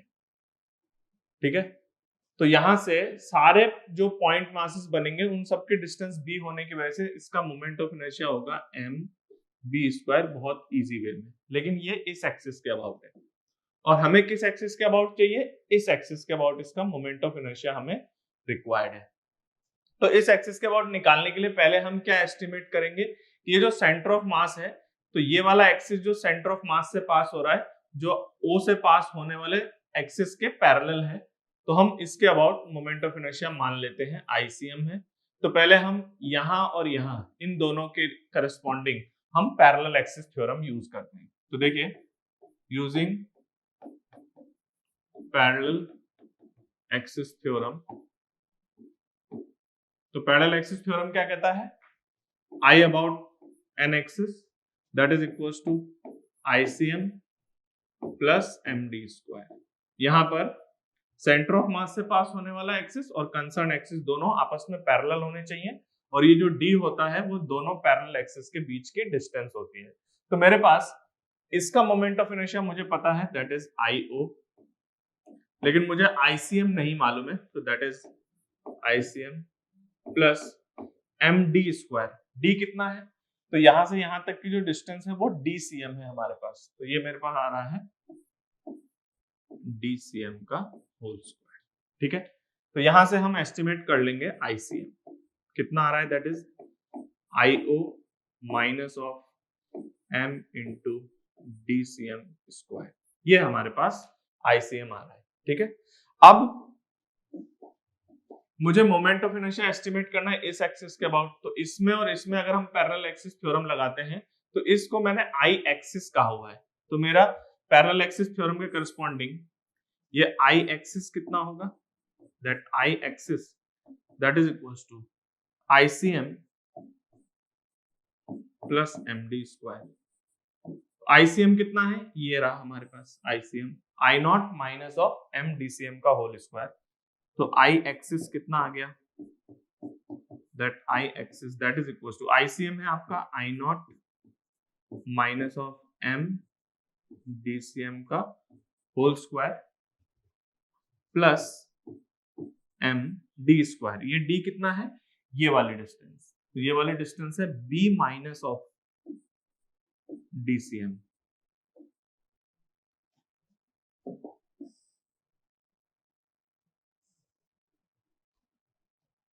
b माइनस DCM का होल स्क्वायर। ठीक है, तो यहां से आप आई अबाउट एक्सिस एस्टिमेट कर पाओगे। तो देखिए ये आई अबाउट एक्सिस कितना आ रहा है मेरे पास, ये आ रहा है I about the axis that is equals to कितना है, आई नॉट की value that is M B square minus of M DCM का whole square plus M into B minus of DCM का होल स्क्वायर। इस तरह से हम इस मोमेंट ऑफ इनर्शिया को एस्टिमेट कर रहे हैं। ठीक है, तो मैं थोड़ा सा इसको सिंप्लीफाई कर देता हूं। आई अबाउट एक्सिस कितना आएगा, that is equals to M B square plus M times of, ये मैं लिख रहा हूं A square minus B square के अकॉर्डिंग, तो ए प्लस बी, तो ए प्लस बी आएगा आपके पास B and A minus B means this minus this that is B minus of 2 DCM। Okay, तो ये हमारे पास आई अबाउट एक्सिस आ रहा है। तो हम यहाँ पर DCM की वैल्यू सब्स्टिट्यूट कर देते हैं। DCM कितना एस्टिमेट किया हुआ है, that is b by beta sine of beta. ठीक है, तो देखिए आई अबाउट एक्सिस कितना आएगा, that is M B square plus M B square minus of 2MB into DCM है मेरे पास b upon beta sine beta. Okay, ये आ रहा है मेरे पास रिलेशन। तो इसको थोड़ा सिंप्लीफाई कर देते हैं। सिंप्लीफाई करने पे क्या आएगा, देखिए I about the axis that is equals to 2MB square मैंने कॉमन ले लिया। 2MB स्क्वायर कॉमन आने से होगा हमारे पास 1 minus that is sine beta upon beta. ये हमारे पास जो एक्सिस था उस एक्सिस के अबाउट ये मोमेंट ऑफ इनर्शिया आएगा। ठीक है, और ये जो एक्सप्रेशन हमने निकाला है torque equals to I alpha, इसमें सब्स्टिट्यूट करके हम अल्फा की वैल्यू एस्टिमेट करेंगे। तो mg into B minus of DCM की वैल्यू कितनी एस्टिमेट की है, that is b by beta sine beta. Okay, that is equals to I alpha, I कितना आया है 2MB square 1 minus sine beta upon beta. तो ये आ रहा है हमारे पास। तो देखिए यहां से अगर आप b कॉमन ले लेते हो तो 1 minus sine beta upon beta, 1 minus sine beta upon beta, तो ये दोनों कैंसिल आउट हो जाएंगे और यहाँ पे साथ में अल्फा भी है। Torque equals to I alpha है ना, तो हमने आई की वैल्यू सब्स्टिट्यूट किया है इनटू अल्फा। तो कितना आएगा, अल्फा की वैल्यू देखिए, तो यहां से सॉल्व करने पे मेरे पास अल्फा आ रहा है directly 1 minus sine beta upon beta, तो कैंसिल आउट हो रहा है, तो डायरेक्टली आ रहा है आपके पास g अपॉन 2b। तो देखिए स्टूडेंट्स, एक तो इसमें कोई भी बीटा अवेलेबल नहीं है, तो this answer is independent of beta. ठीक है, क्वेश्चन नंबर 23, इस क्वेश्चन में आपसे कहा गया है कि 3 blocks of mass 1 kilogram each kept on horizontal smooth ground. तो देखिए हमारे पास ये 3 ब्लॉक्स हैं और ये हॉरिजॉन्टल स्मूथ ग्राउंड पे इस तरह से रखे हुए हैं। ठीक है, तीनों के तीनों ए और बी और बी और सी एक इनएक्सटेंसिबल कॉर्ड से कनेक्टेड है जिसकी लेंथ एल आपको प्रोवाइडेड है। ठीक है, तो क्वेश्चन आपसे कह रहा है B is pulled with constant acceleration A not in the direction shown. यहाँ पे अलोंग द हॉरिजॉन्टल, ठीक है, ये जो आप डायग्राम देख रहे हैं ये हॉरिजॉन्टल में है, तो हॉरिजॉन्टल में बी को हम ए नॉट कांस्टेंट एक्सेलरेशन से पुल करते हैं। ठीक है, तो क्वेश्चन पूछ रहा है find the relative velocity of A and C just before striking. तो आपको ए और सी के बीच की रिलेटिव वेलोसिटी बतानी है जस्ट बिफोर स्ट्राइकिंग। तो देखिए सबसे पहले स्टूडेंट्स, ये जो पूरा अरेंजमेंट है ना वो हॉरिजॉन्टल सरफेस पे रखा हुआ है, तो इनके जो वेट एक्ट कर रहे होंगे ना वो नॉर्मल रिएक्शन बैलेंस कर रहा होगा, और ये सारा अरेंजमेंट जो आप देख रहे हैं वो हॉरिजॉन्टल फ्लोर के ऊपर है। ठीक है, तो अब हमारे पास सिचुएशन ये है कि हमें पता करना है कि भाई ए और सी जब टकराने वाले हैं तो उनके बीच की रिलेटिव वेलोसिटी कितनी होगी। तो हम लोग इसको एनालाइज करते हैं। तो देखिए ये मेरे पास अरेंजमेंट रखा हुआ है। तो सबसे पहले अगर हम ग्राउंड फ्रेम में बात करें तो इनका मोशन किस तरह से होगा। तो सबसे पहली बात, इनिशियली ये तीनों रेस्ट पर हैं, यानी इसकी वेलोसिटी भी 0 है, इसकी वेलोसिटी भी 0 है और इसकी वेलोसिटी भी 0 है। ठीक है, अब हमने क्या किया, इसको a0 एक्सेलरेशन से नीचे खींचना स्टार्ट किया। तो ऐसा करने से क्या होगा, ये b जब नीचे आएगा, याद रखिएगा ये सब हॉरिजॉन्टल फ्लोर पे है, तो b जैसे सपोज मूव करके यहां कहीं पे आ गया, तो ऐसा करने से क्या होगा कि जो थ्रेड है वो इस तरह से एंगल पे आ जाएगी। ओके, तो यहाँ पर आप फोर्सेस देख रहे हैं कि जैसे इसके ऊपर टेंशन इस तरफ ऐसे एक्ट करेगा, इस पे टेंशन इस तरफ एक्ट करेगा, इस पे टेंशन इस तरह से एक्ट करेगा और इस पे टेंशन इस तरह से एक्ट करेगा। ठीक है, तो जैसे आप बीच वाले को पुल करोगे तो टेंशन की वजह से ए और सी दोनों पुल होंगे। ठीक है, तो इनका जो मोशन है ना वो हॉरिजॉन्टल सरफेस पे है, तो सी को भी हॉरिजॉन्टल सरफेस पे जो मूव कराने वाला फोर्स है वो टेंशन है, और ए को भी मूव कराने वाला जो फोर्स है वो टेंशन है, और हम इस ब्लॉक को कांस्टेंट एक्सेलरेशन से ले जा रहे हैं, तो इस पर एक एक्सटर्नल एजेंट का फोर्स लग रहा होगा और साथ के साथ ये दोनों टेंशन एक्ट कर रहे हैं, और उसके अकॉर्डिंग हम इसको कांस्टेंट एक्सेलरेशन से ले जा रहे हैं। ठीक है, तो अब हमें ये पता करना है कि ये और ये जब आपस में टकराने वाले होंगे तो इनकी रिलेटिव वेलोसिटी क्या होगी। ठीक है, तो देखिए स्टूडेंट्स, अगर हम इस पूरे एनालिसिस को ग्राउंड फ्रेम से देखें तो ग्राउंड फ्रेम से एनालाइज करना थोड़ा टिपिकल है, क्योंकि यहाँ पर देखिए इन पर जो थ्रेड की डायरेक्शन है ना, एक तो एंगल भी बार बार चेंज हो रहा होगा, तो इनका एक्सेलरेशन वगैरह वेरिएबल है और उसको हम प्रॉपरली ढंग से एनालाइज शायद नहीं कर पाएंगे। तो हम इस क्वेश्चन को सॉल्व करने के लिए मैं इस पूरे सिस्टम को बी के फ्रेम में कन्वर्ट कर दे रहा हूँ। ठीक है, तो देखिए इनिशियल कंडीशन ये है जब ये बिल्कुल स्ट्रेट है, और इसी कंडीशन पे मैं ये सारा एनालिसिस बी के फ्रेम में कन्वर्ट कर रहा हूं। तो देखिए स्टूडेंट्स, यहाँ पर बी के फ्रेम में जाने के पीछे पर्पस क्या है कि ये जो आप स्ट्रिंग्स देख रहे हैं ना, ये इनएक्सटेंसिबल है, तो इससे आपको पता चलेगा कि बी और सी के बीच का डिस्टेंस वो हमेशा कांस्टेंट रहना चाहिए, और बी और ए के बीच का डिस्टेंस भी हमेशा कांस्टेंट रहना चाहिए। तो यहाँ पर ये पॉसिबिलिटी होगी कि बी के रेस्पेक्ट में सी सर्कुलर मोशन करेगा और बी के रेस्पेक्ट में ए भी सर्कुलर मोशन करेगा। तो मुझे यहाँ पर ए और सी के जो मोशन है ना वो विद रिस्पेक्ट टू बी बहुत अच्छी तरह से पता है, और वो सर्कुलर मोशन है, और उसकी कंडीशंस को हम यूज करते हुए आगे हम क्वेश्चन को प्रोसीड कर सकते हैं।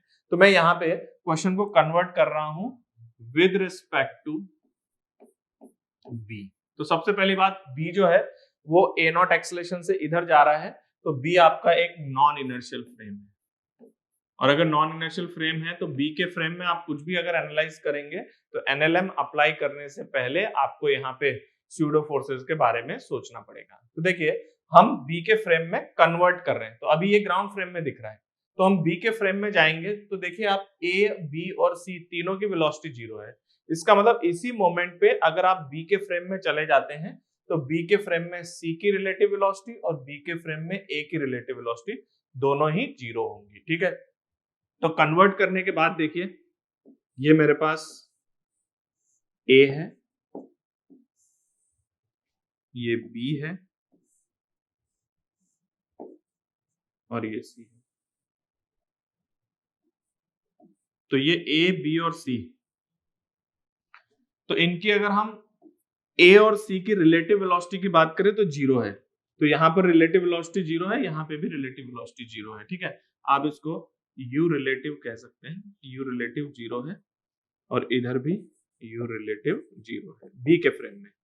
लेकिन बी एक नॉन इनर्शियल फ्रेम है, तो आपको पता है आपको स्यूडो फोर्स अप्लाई करना पड़ेगा। तो स्यूडो फोर्स कितना होता है, स्यूडो फोर्स का जो मैग्नीट्यूड है वो mass of the body and acceleration of frame, इनका मल्टीप्लीकेशन के इक्वल होता है, और डायरेक्शन फ्रेम के एक्सेलरेशन के ऑपोजिट डायरेक्शन में। तो देखिए फ्रेम का एक्सेलरेशन नीचे की तरफ है, तो यहाँ पर इस पर स्यूडो फोर्स इस डायरेक्शन में एक्ट करेगा, मास इसका m मान लेते हैं, तो m इंटू ए नॉट, ये स्यूडो फोर्स इस तरह से एक्ट कर रहा है, इस पे भी इसी तरह से एक्ट करेगा।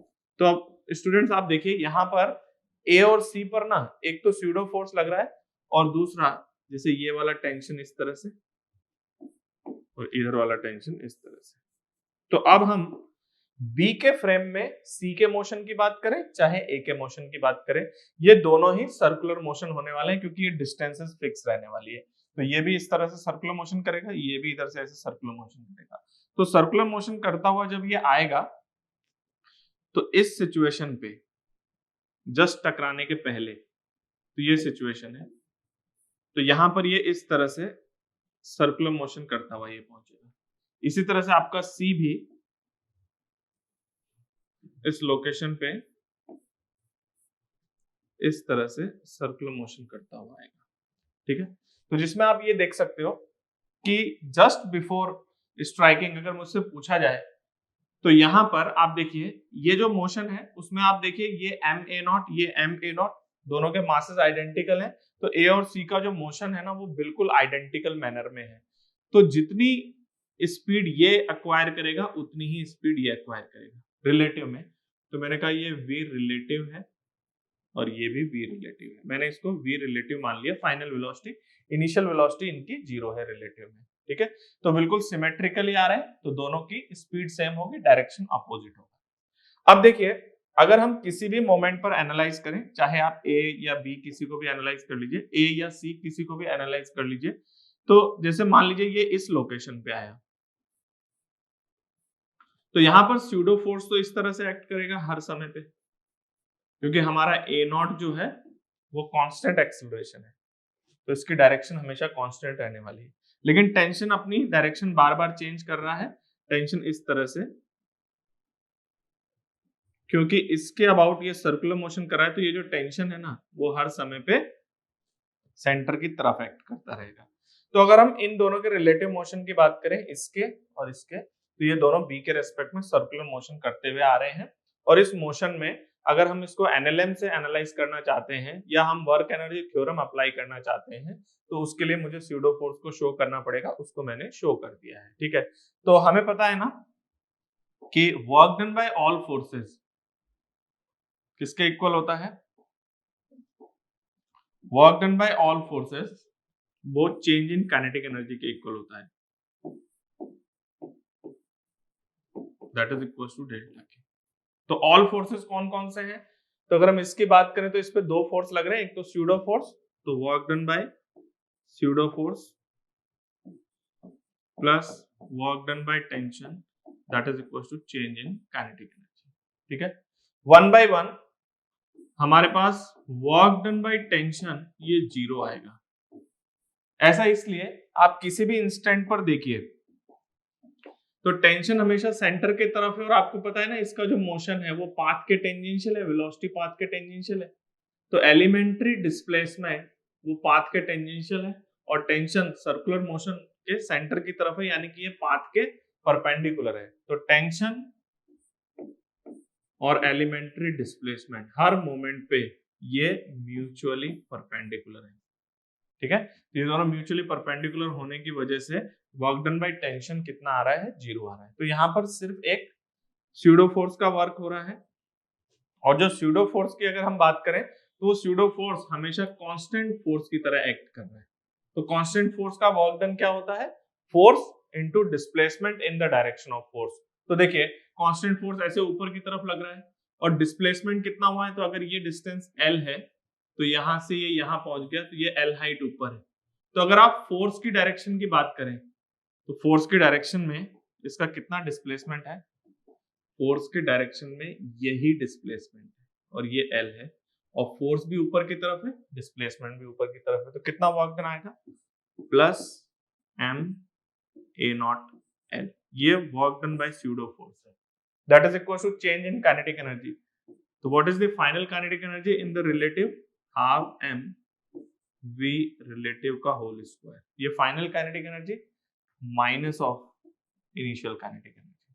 तो फाइनल काइनेटिक एनर्जी और initial kinetic energy, initial kinetic energy 0 है क्योंकि रिलेटिव में 0 है, ठीक है। इसी तरह से अगर आप ए पे भी लिखोगे तो बिल्कुल आइडेंटिकल रिलेशन आएगा, इसीलिए मैंने दोनों स्पीड को क्या माना है, सेम माना है। तो देखिए यहां से मेरे पास v रिलेटिव कितना एस्टिमेट होकर आ रहा है, तो v रिलेटिव आएगा that is your under root of 2a0L, ये हमारे पास रिलेटिव स्पीड की वैल्यू आ गई है। और आप डायरेक्शन देख सकते हैं, इसकी डायरेक्शन इस तरफ है और इसकी डायरेक्शन इस तरफ, ठीक है। अब स्टूडेंट्स आपको बताना है कि ये इस समय पे आप टकराएंगे तो इनकी रिलेटिव वेलोसिटी कितनी है। तो रिलेटिव वेलोसिटी एस्टिमेट करने के लिए हमें क्या पता होना चाहिए, जैसे मेरे पास अगर दो बॉडीज हैं, उनके आपस में अगर मुझे रिलेटिव वेलोसिटी एस्टिमेट करना है, तो किसी भी एक फ्रेम से अगर मुझे दोनों की वेलोसिटी पता है तो हम रिलेटिव वेलोसिटी को एस्टिमेट कर सकते हैं। तो यहाँ पर स्टूडेंट्स आप लोग सोचेंगे कि पहले हम इनकी वेलोसिटी ग्राउंड फ्रेम में एस्टिमेट कर लेते हैं और उसके बाद रिलेटिव एस्टिमेट कर लेंगे आपस में। तो ऐसा करने की नीड नहीं है, आपको बी के फ्रेम में दोनों की वेलोसिटी पता है ना, तो आप बी के फ्रेम में ही रिलेटिव वेलोसिटी एस्टिमेट कर लीजिए, क्योंकि अगर दो ऑब्जेक्ट्स को किसी भी एक फ्रेम से आपको पता हो उनकी दोनों की वेलोसिटी, तो आप डायरेक्टली रिलेटिव वेलोसिटी एस्टिमेट कर सकते हैं। तो देखिए, मुझे velocity of A with respect to C estimate करना है। तो velocity of A with respect to C, इसको मैंने ऐसे लिखा, velocity of A with respect to B minus velocity of C with respect to B. देखिए जनरली स्टूडेंट आप लोग यहाँ ग्राउंड देखना चाहते हो, है ना, लेकिन कोई जरूरी नहीं है। ये दोनों को मैं बी फ्रेम से एनालाइज कर रहा हूँ, बी फ्रेम से मुझे पता है इसकी वेलोसिटी इधर है, ये आपका सी है और ये आपका ए है। तो सी की वेलोसिटी इधर है और ए की वेलोसिटी इधर है, ठीक है। तो ये दोनों रिलेटिव वेलोसिटी आपको पता है, इनको आपस में सबट्रैक्ट कर देते हैं, तो मेरे पास velocity of A with respect to C आ जाएगा, that is how much, velocity of A with respect to B plus minus of velocity of C with respect to B. तो ऐसा करते हैं, ए की जो रिलेटिव वेलोसिटी है B के रेस्पेक्ट में, उसमें से मुझे सी की रिलेटिव वेलोसिटी को सबट्रैक्ट करना था। तो सबट्रैक्ट करने के लिए हम सी की जो रिलेटिव वेलोसिटी है उसको रिवर्स करके ऐड कर देते हैं। तो मेरे पास ए की बी के फ्रेम में वेलोसिटी इस डायरेक्शन में है v रिलेटिव, और सी की वेलोसिटी इधर है, तो इसका रिवर्स राइट साइड में आएगा, तो इसको हम इस डायरेक्शन में ऐड कर देंगे। तो रिवर्स करके मैंने ऐड कर दिया, ठीक है। वेक्टर सबट्रैक्ट करना है, सबट्रैक्शन को हमने क्या किया, माइनस को हमने प्लस ऑफ माइनस कर दिया, मतलब रिवर्स करके ऐड कर दिया। तो मेरे पास इस डायरेक्शन में इसकी जो स्पीड आ रही है 2v रिलेटिव है। तो ये आप देख सकते हो, this is the velocity of A with respect to C, इसकी डायरेक्शन इधर है। अगर हम c with respect to a की बात करें तो वो इस तरफ आएगा, क्योंकि c की रिलेटिव वेलोसिटी इधर है, और a को अगर आप रिवर्स करके ऐड करोगे तो वो इस डायरेक्शन में आ जाएगा, ठीक है। Velocity of a with respect to c का मैग्नीट्यूड आ चुका है 2 टाइम्स ऑफ v रिलेटिव, और v रिलेटिव आप एस्टिमेट कर चुके हो अंडर रूट 2a0l। तो this answer is 2 times of under root 2a0l, ठीक है स्टूडेंट्स। तो यहाँ पर हमने इस तरह से रिलेटिव वेलोसिटी एस्टिमेट कर लिया। अगर कोई स्टूडेंट इस तरह से करना चाहे कि सर मैं इसको ग्राउंड में एनालाइज करूं क्या, तो इस टाइम पे पहले आपको बी की वेलोसिटी कुछ एज्यूम कर लेना है। डेफिनेटली वो आपको पता नहीं है, लेकिन आप बी की कुछ वेलोसिटी एज्यूम कर लो, वो बाद में कैंसिल आउट हो जाएगा। जैसे कि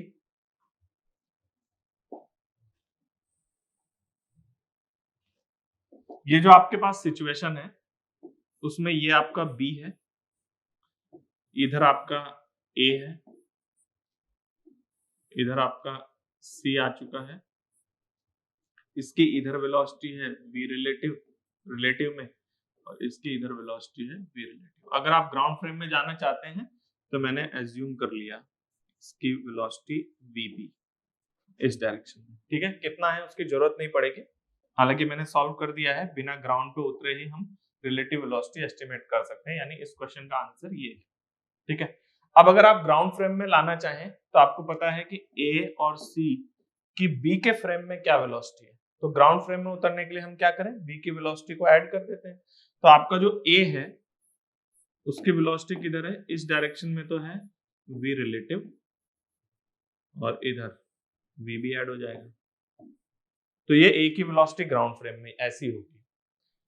सी की वेलोसिटी इस डायरेक्शन में है v रिलेटिव, और इस तरफ vb, तो ये आपके पास सी की वेलोसिटी है ग्राउंड फ्रेम में, ठीक है। किसी को अगर ग्राउंड से करना है तो vb अननोन है आपके पास, ठीक है, मीन इस तरह से आएगा। अब आपको velocity of A with respect to C estimate करना है, तो ए की वेलोसिटी में आप सी की वेलोसिटी का रिवर्स क्या कर सकते हो, ऐड कर सकते हो। तो रिवर्स ऐड करने पे क्या एक्सप्रेशन बन जाएगा, देखिए डायग्राम में आपको समझ में आ जाएगा कि ए की वेलोसिटी इधर है, ये v रिलेटिव, इस डायरेक्शन में vb, और c की वेलोसिटी को रिवर्स करके ऐड करते हैं। तो रिवर्स करने पे ये v रिलेटिव तो आ जाएगा राइट में, ये वाला रिवर्स हो गया इस तरफ, और इसको रिवर्स करेंगे तो ये ऊपर चला जाएगा, तो ये vb। तो आप ग्राउंड फ्रेम में आने के बाद आपस में रिलेटिव वेलोसिटी अगर निकालना चाह रहे हैं तो इस तरह से एस्टिमेट होगा, और देखिए फाइनल क्या बन जाएगा इस डायरेक्शन में, ये 2v रिलेटिव तो इसका मैग्नीट्यूड है, and this velocity is velocity of a with respect to c। ठीक है, 2v रिलेटिव इसका मैग्नीट्यूड आएगा, v रिलेटिव की वैल्यू है √2a0l। Okay, next problem, question number 24। इसमें आपसे कहा गया है कि given that AB is a smooth fixed inclined plane of angle 45 degree. ये जो इंक्लाइंड प्लेन है वो 45 डिग्री एंगल पर है और ये स्मूथ है। ठीक है, इसके ऊपर हमारे पास एक 2m मास का वेज रखा हुआ है जो इस पर स्लाइड करेगा, और उसके ऊपर एक m मास का ब्लॉक रखा हुआ है। ठीक है, m और 2m के बीच में फ्रिक्शन अवेलेबल है जिसका कोएफिशिएंट ऑफ फ्रिक्शन आपको प्रोवाइडेड है, ये म्यू है। ठीक है, क्वेश्चन कह रहा है कि if the friction coefficient mu between m and 2m is insufficient to prevent sliding between them. मतलब ये जो m और 2m के बीच का फ्रिक्शन इनसफिशिएंट है टू प्रिवेंट स्लाइडिंग, तो इनके बीच में स्लिपिंग होगी। तो आपको क्या क्या बताना है, देखिए क्वेश्चन में, then find out the acceleration of 2m। एक तो आपको 2m का एक्सेलरेशन बताना है, और दूसरा आपको बताना है find the magnitude of contact force between m and 2m। तो m और 2m के बीच में कांटेक्ट फोर्स का मैग्नीट्यूड कितना है। ठीक है, तो हम लोग इसको सॉल्व करते हैं। तो देखिए सबसे पहले जो क्वेश्चंस हैं इनमें हमें कंस्ट्रेंट का ध्यान रखना चाहिए। तो देखिए क्या सिचुएशन है हमारे पास। तो देखिए ये मेरे पास इंक्लाइंड प्लेन है। ठीक है, इसका एंगल आपको कितना प्रोवाइडेड है, दिस एंगल इज 45 डिग्री। ठीक है, अगर हम यहां से अपने वेज के बारे में बात करें तो वेज इसके ऊपर रखा हुआ है। ठीक है, अगर हम वेज के फ्री बॉडी डायग्राम के बारे में बात करें तो यहां से जो ऊपर वाला ब्लॉक रखा हुआ है उसकी वजह से नॉर्मल रिएक्शन ऐसे एक्ट करेगा। तो आप ये बात समझ सकते हो कि ये वेज जो है वो इस इंक्लाइंड प्लेन को लीव नहीं करेगा। तो सबसे पहली बात तो ये आती है कि जो हमारा वेज है उसका constraint with respect to ground along the inclined plane है। ठीक है, तो ये जो वेज हमारा 2m मास का है इसका कंस्ट्रेंट है along the inclined plane move करना विद रिस्पेक्ट टू ग्राउंड, क्योंकि ये इससे कांटेक्ट लूज नहीं करेगा। ठीक है, इसके बाद जो हमारा दूसरा ब्लॉक है m, अगर हम उसके कंस्ट्रेंट के बारे में बात करें तो हमारा जो m और 2m है उन दोनों का भी कांटेक्ट लूज नहीं होगा। जैसे 2m का ये टॉप सरफेस है और उसके ऊपर m ब्लॉक रखा हुआ है, तो ये भी कांटेक्ट लूज नहीं होने वाला है। तो एक बात बताइए, अगर हम ग्राउंड फ्रेम में बात करें तो मुझे डायरेक्टली नहीं पता चल रहा है कि m का एक्सेलरेशन किस डायरेक्शन में होना चाहिए या क्या कंस्ट्रेंट है, लेकिन अगर मैं 2m के फ्रेम से बात करूं तो अगर आप 2m के फ्रेम में चले जाते हो तो आप इस फ्रेम पर बैठे हो, तो 2m के रेस्पेक्ट में m को इसके अलोंग चलना पड़ेगा। इसका मतलब कि m का जो कंस्ट्रेंट है, ब्लॉक का कंस्ट्रेंट, वो वेज के ऊपर हॉरिजॉन्टल उसका कंस्ट्रेंट है, मतलब वेज के ऊपर वो हॉरिजॉन्टली मूव कर सकता है।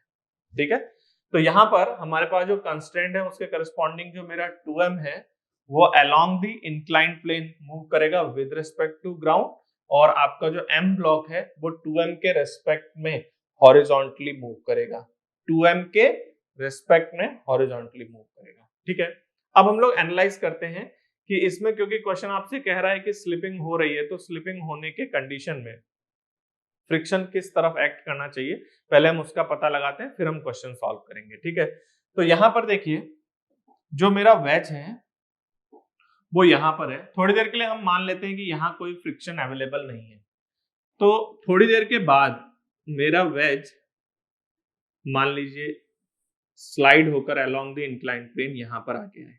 ठीक है, और मैं ये मान रहा हूं कि अभी इनके बीच में कोई फ्रिक्शन अवेलेबल नहीं है। तो फ्रिक्शन अवेलेबल नहीं होगा तो ये जो स्मॉल m ब्लॉक है इसके ऊपर नॉर्मल रिएक्शन और mg ही है, तो ये वर्टिकल ही मूव करेगा। तो अगर हम अगला स्टेप देखें तो ये ब्लॉक आपका इस तरह से नीचे आ जाएगा। ठीक है, जबकि आपका जो वेज है वो ऐसे चला गया है और ये ब्लॉक सीधा नीचे आया है। ठीक है, अगर यहाँ फ्रिक्शन अवेलेबल ना हो तो तो स्टूडेंट्स आप ध्यान से इस चीज को एनालाइज कीजिए कि आपका जो वेज है वो अलोंग द इंक्लाइन प्लेन जाने का मतलब नीचे भी आया है और लेफ्ट में भी गया है, जबकि आपका ब्लॉक सीधा नीचे आया है। तो ब्लॉक तो सीधा नीचे आया है और वेज ऐसे टेढ़ा गया है। तो थोड़ी देर के लिए हम वेज का हॉरिजॉन्टल मोशन देखें, तो वेज का हॉरिजॉन्टल मोशन इस तरफ है क्या, इस तरफ, मेरी तरफ, ठीक है। तो वेज का जो हॉरिजॉन्टल मोशन है वो इस तरफ है। तो अगर आप ये देखें कि इनके बीच में स्लाइडिंग कैसे होगी, तो एम ऊपर है और जो वेज है वो ऐसे गया है, लेफ्ट में गया और नीचे गया। तो अगर हम हॉरिजॉन्टल एनालिसिस करें तो वेज लेफ्ट में आया है, ठीक है। तो वेज लेफ्ट में आया है तो वेज पर फ्रिक्शन इस तरफ लगेगा, इस डायरेक्शन, क्योंकि वेज ऐसे स्लिप करके पीछे आया है तो वेज पर फ्रिक्शन इस डायरेक्शन में एक्ट करेगा। और जो ब्लॉक है तो डेफिनेटली वेज पे इधर एक्ट कर रहा है तो ब्लॉक पे फ्रिक्शन इस डायरेक्शन में एक्ट करेगा, ठीक है। ये बात समझ में आती है। तो हमने एज्यूम किया था कि ये फ्रिक्शन लेस है जबकि यहाँ पर फ्रिक्शन अवेलेबल है, ठीक है। तो हमें ये भी पता चल गया कि फ्रिक्शन की डायरेक्शन कैसी है। ओके, तो देखिए सबसे पहले मैं इनके एक्सीलरेशन को एज्यूम करता हूँ। तो मेरा जो ये 2m है उसका acceleration with respect to ground along the inclined plane होना चाहिए, वो एक्सीलरेशन मैंने मान लिया a, ठीक है। और जो ब्लॉक है उसका मैंने रिलेटिव एक्सीलरेशन राइट डायरेक्शन में एज्यूम कर लिया, ठीक है। और ये राइट डायरेक्शन में ही होगा तभी फ्रिक्शन इस पे पीछे आएगा, ठीक है, और वेज पे इस तरफ आएगा। तो देखिए इधर मैंने रिलेटिव एक्सीलरेशन माना है, तो स्टूडेंट ध्यान से देखिएगा, ये मैंने रिलेटिव एक्सीलरेशन माना है। तो मुझे पता है ना कि m का कंस्ट्रेंट क्या है, विद रिस्पेक्ट टू 2m उसको हॉरिजॉन्टली ही मूव करना था, तो मैंने उसका एक्सीलरेशन हॉरिजॉन्टल में माना है कितना, a रिलेटिव। याद रखिएगा कंस्ट्रेंट सेटिस्फाइड है दोनों।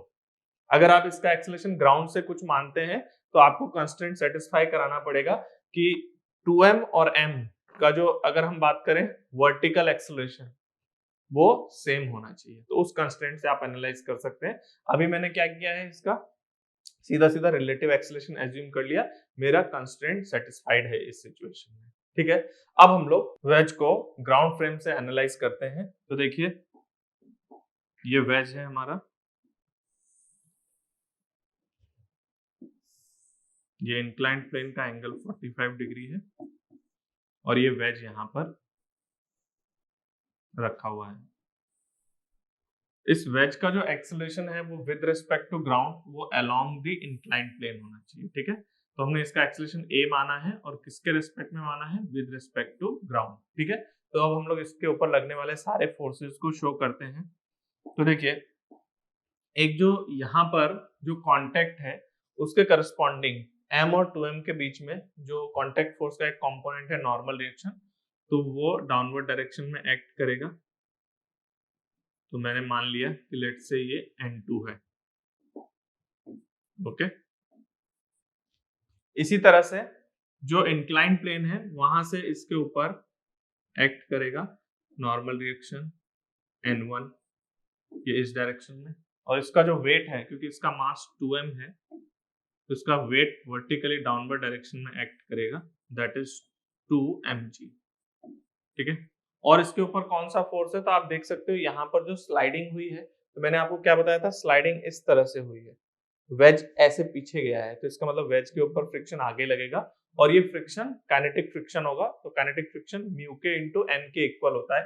तो यहाँ पर n की वैल्यू n2 है, तो यहाँ पर काइनेटिक फ्रिक्शन इस डायरेक्शन में एक्ट करेगा, that is your mu n2, okay.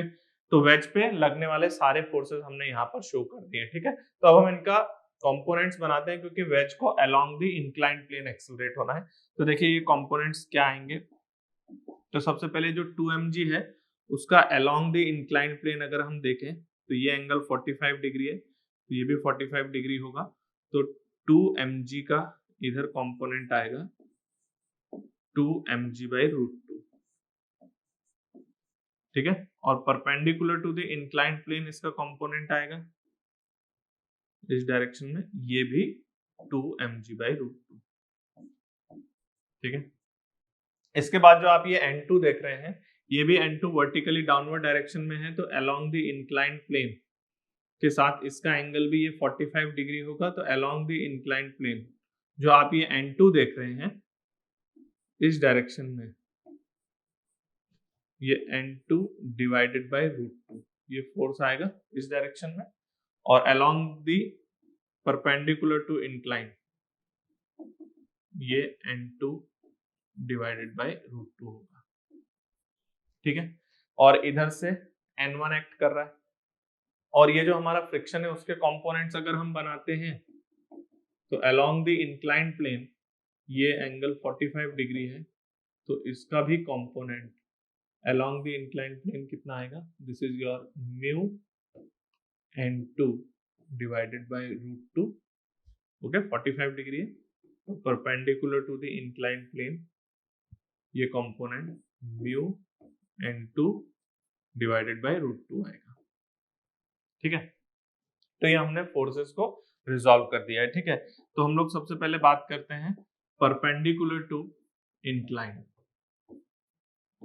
तो इंक्लाइन प्लेन के परपेंडिकुलर अगर आप देखें तो परपेंडिकुलर में कौन कौन से फोर्सेस हैं, इधर तो N1 लग रहा है और इस तरफ N2 by √2, mu N2 by √2 और 2mg बाई √2। तो यहाँ से आपका जो इक्वेशन आएगा N1 बैलेंस करेगा इन सारे फोर्सेस को, क्योंकि इसका acceleration along the incline plane है, तो perpendicular to the incline plane equilibria होना चाहिए। तो N1 equals to N2 by √2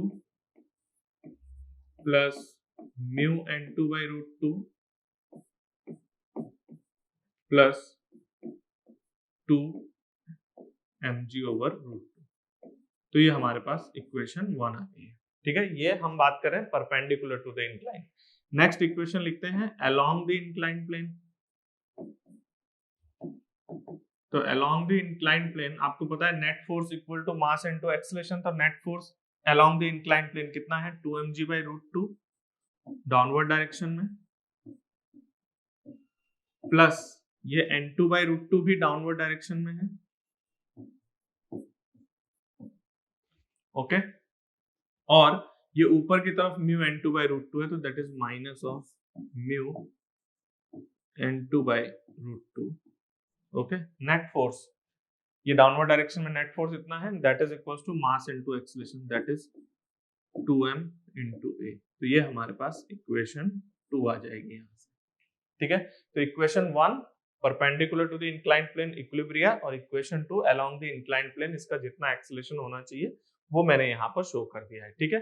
अब हम लोग बात करेंगे ब्लॉक के बारे में, और मैंने ब्लॉक का रिलेटिव एक्सेलरेशन माना है हॉरिजॉन्टल डायरेक्शन में, तो हम ब्लॉक को एनालाइज करेंगे विद रिस्पेक्ट टू वेज।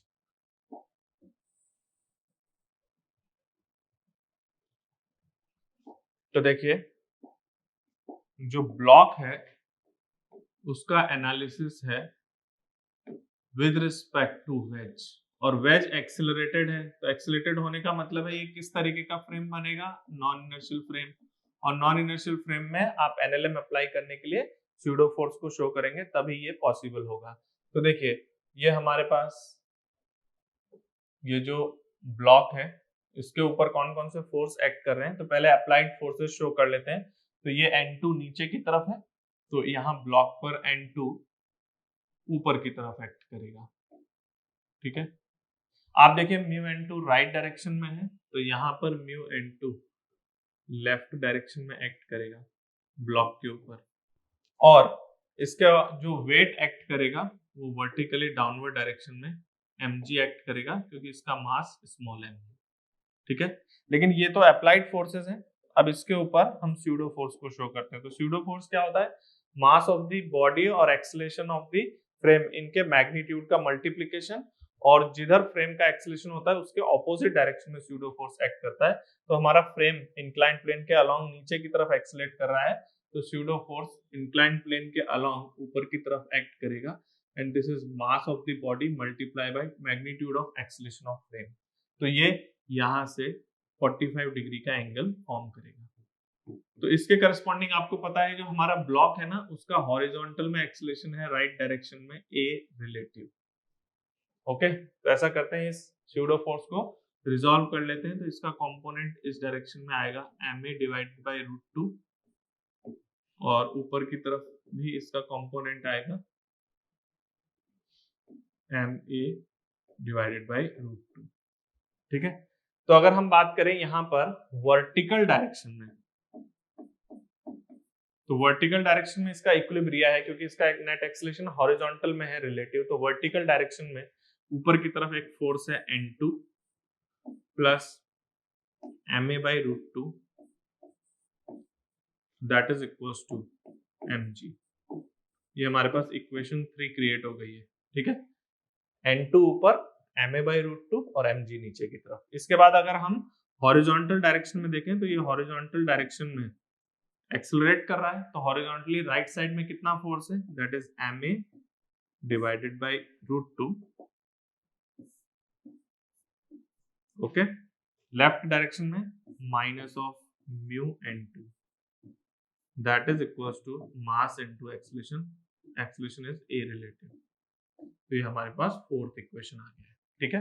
तो हमें क्वेश्चन में क्या क्या बताना है, एक तो वेज का एक्सेलरेशन बताना है और वेज और ब्लॉक के बीच में कांटेक्ट फोर्स कितना एक्ट कर रहा है वो बताना है, ठीक है। तो इन इक्वेशन से हम लोग सॉल्व करते हैं, देखिए कितना आएगा सॉल्व करने पे। तो मेरे पास ऐसा करते हैं, ये जो एक्सप्रेशन आप देख रहे हो इसमें हम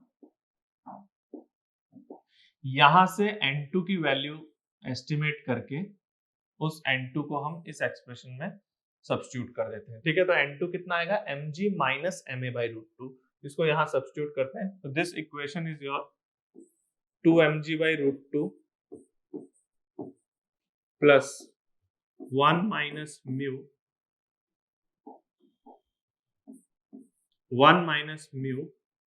अपॉन √2 इंटू N2, है ना। तो N2 की वैल्यू कितनी है हमारे पास, mg माइनस ऑफ ma/√2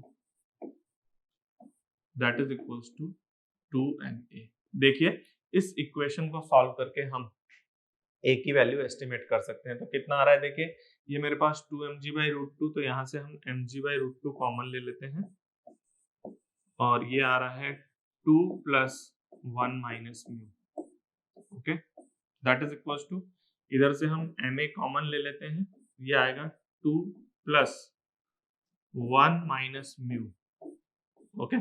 ये 1 माइनस म्यू √2 2 हो जाएगा, तो 1 माइनस म्यू अपॉन 2, ओके। तो इसको सिंप्लीफाई करते हैं, देखते हैं क्या आंसर आता है। तो this is your mg over √2 3 minus mu that is equals to ma into 5 minus mu upon 2, okay. तो यहां से सिंप्लीफाई करने पे मेरे पास एक्सेलरेशन ऑफ वेज आ गया है, जो आपसे क्वेश्चन के ए पार्ट में पूछा गया है। कितना आ रहा है acceleration of veg, that is your 3 minus mu into √2, 3 minus mu into √2 divided by 5 minus mu, okay, into g. This is the acceleration of wedge with respect to ground, ठीक है। तो हमारे a पार्ट का answer ये है। इसके बाद देखिए b पार्ट में आपसे क्या पूछा जा रहा है कि m और 2m के बीच का कांटेक्ट फोर्स। तो सबसे पहली बात याद रखिएगा, जो कांटेक्ट फोर्स है उसके कंपोनेंट्स होते हैं नॉर्मल रिएक्शन और फ्रिक्शन। तो हमें पता है कि वहां जो नॉर्मल रिएक्शन है वो N2 एक्ट कर रहा है और जो फ्रिक्शन एक्ट कर रहा है वो म्यू N2 एक्ट कर रहा है। तो हमें इनका रिजल्टेंट लेकर कांटेक्ट फोर्स बताना होगा। तो उसको सॉल्व करने के लिए मुझे क्वेश्चन में N2 रिक्वायर्ड है। तो ऐसा करते हैं, ये जो आप इक्वेशन देख रहे हैं यहां से हम इस एक्सप्रेशन में वैल्यू सब्स्टिट्यूट कर देते हैं, a की वैल्यू यहां सब्स्टिट्यूट कर देते हैं, उससे मेरे पास N2 एस्टिमेट हो जाएगा। तो देखिए इसको इधर स्लाइड कर देते हैं, तो मेरे पास एक्सप्रेशन क्या बन रहा है, N2 equals to mg minus of ma/√2, तो that is m/√2 multiply by a की वैल्यू कितनी है 3 minus mu upon 5 minus mu into √2g। तो √2 से √2 कैंसिल आउट हो जाएगा, तो इसको सिंप्लीफाई करते हैं। तो value of N2 that is equals to mg common ले लेते हैं, तो ये आ रहा है 1 minus of 3 minus mu upon 5 minus mu. इसको सिंप्लीफाई कर लेते हैं, I will get the value of N2 that is equals to mg times, this is your 5 minus mu, this is 2 upon 5 minus mu. तो students यहाँ से मेरे पास N2 estimate होकर आ गया है। N2 आ रहा है that is 2 mg divided by 5 minus mu. Okay, तो ये N2 आ गया हमारे पास। तो हमें बताना है कि कांटेक्ट फोर्स कितना एक्ट कर रहा है, ठीक है। तो कांटेक्ट फोर्स कितना है उसको देखने के लिए आप किसी भी एक का एक बार फ्री बॉडी डायग्राम बना लीजिए। तो उसमें जो कांटेक्ट फोर्सेस है उनको शो कर देते हैं। तो जो मेरा ये ब्लॉक है उस पर N2 इस डायरेक्शन में एक्ट कर रहा है और म्यू N2 इस डायरेक्शन में एक्ट कर रहा है। तो फ्रिक्शन और नॉर्मल रिएक्शन ये दोनों कांटेक्ट फोर्स के कंपोनेंट होते हैं। तो अगर हम F कांटेक्ट की बात करें, ठीक है, तो उसका मैग्नीट्यूड आएगा under root of N2 square plus mu N2 का होल स्क्वायर।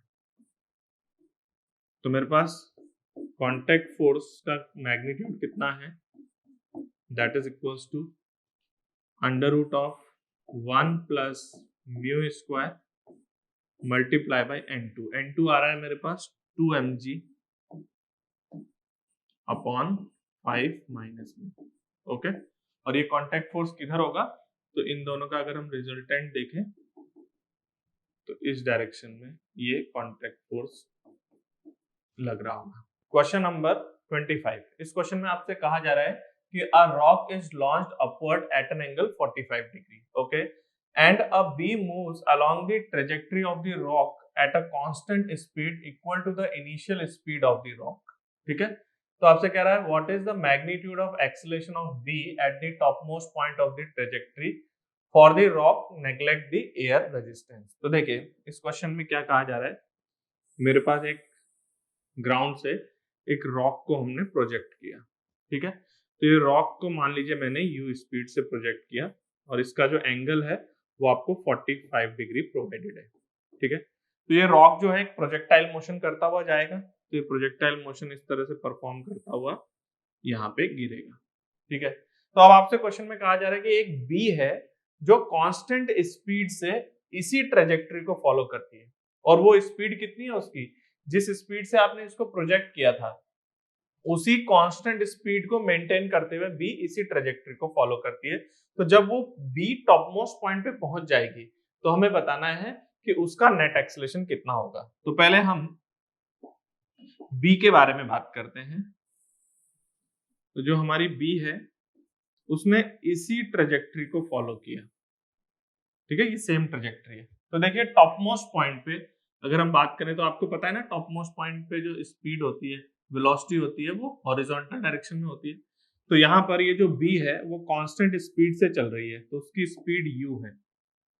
तो टॉप मोस्ट पॉइंट पे भी इसकी स्पीड u ही रहेगी क्योंकि ये कांस्टेंट स्पीड से ट्रैवल कर रही है, ठीक है। तो मुझे यहाँ पर इसका एक्सेलरेशन बताना है। तो सबसे पहली बात अगर हम बी के बारे में बात करें तो हमारे पास इसके एक्सेलरेशन के दो स्पेशल कंपोनेंट हैं, एक टेंजेंशियल एक्सेलरेशन और दूसरा नॉर्मल एक्सेलरेशन। तो देखिए टॉप मोस्ट पॉइंट पे क्योंकि इसकी speed through out the motion वो कांस्टेंट है, ठीक है, और जो हमारा टेंजेंशियल एक्सेलरेशन का कंपोनेंट होता है that is the differentiation of speed with respect to time dv by dt।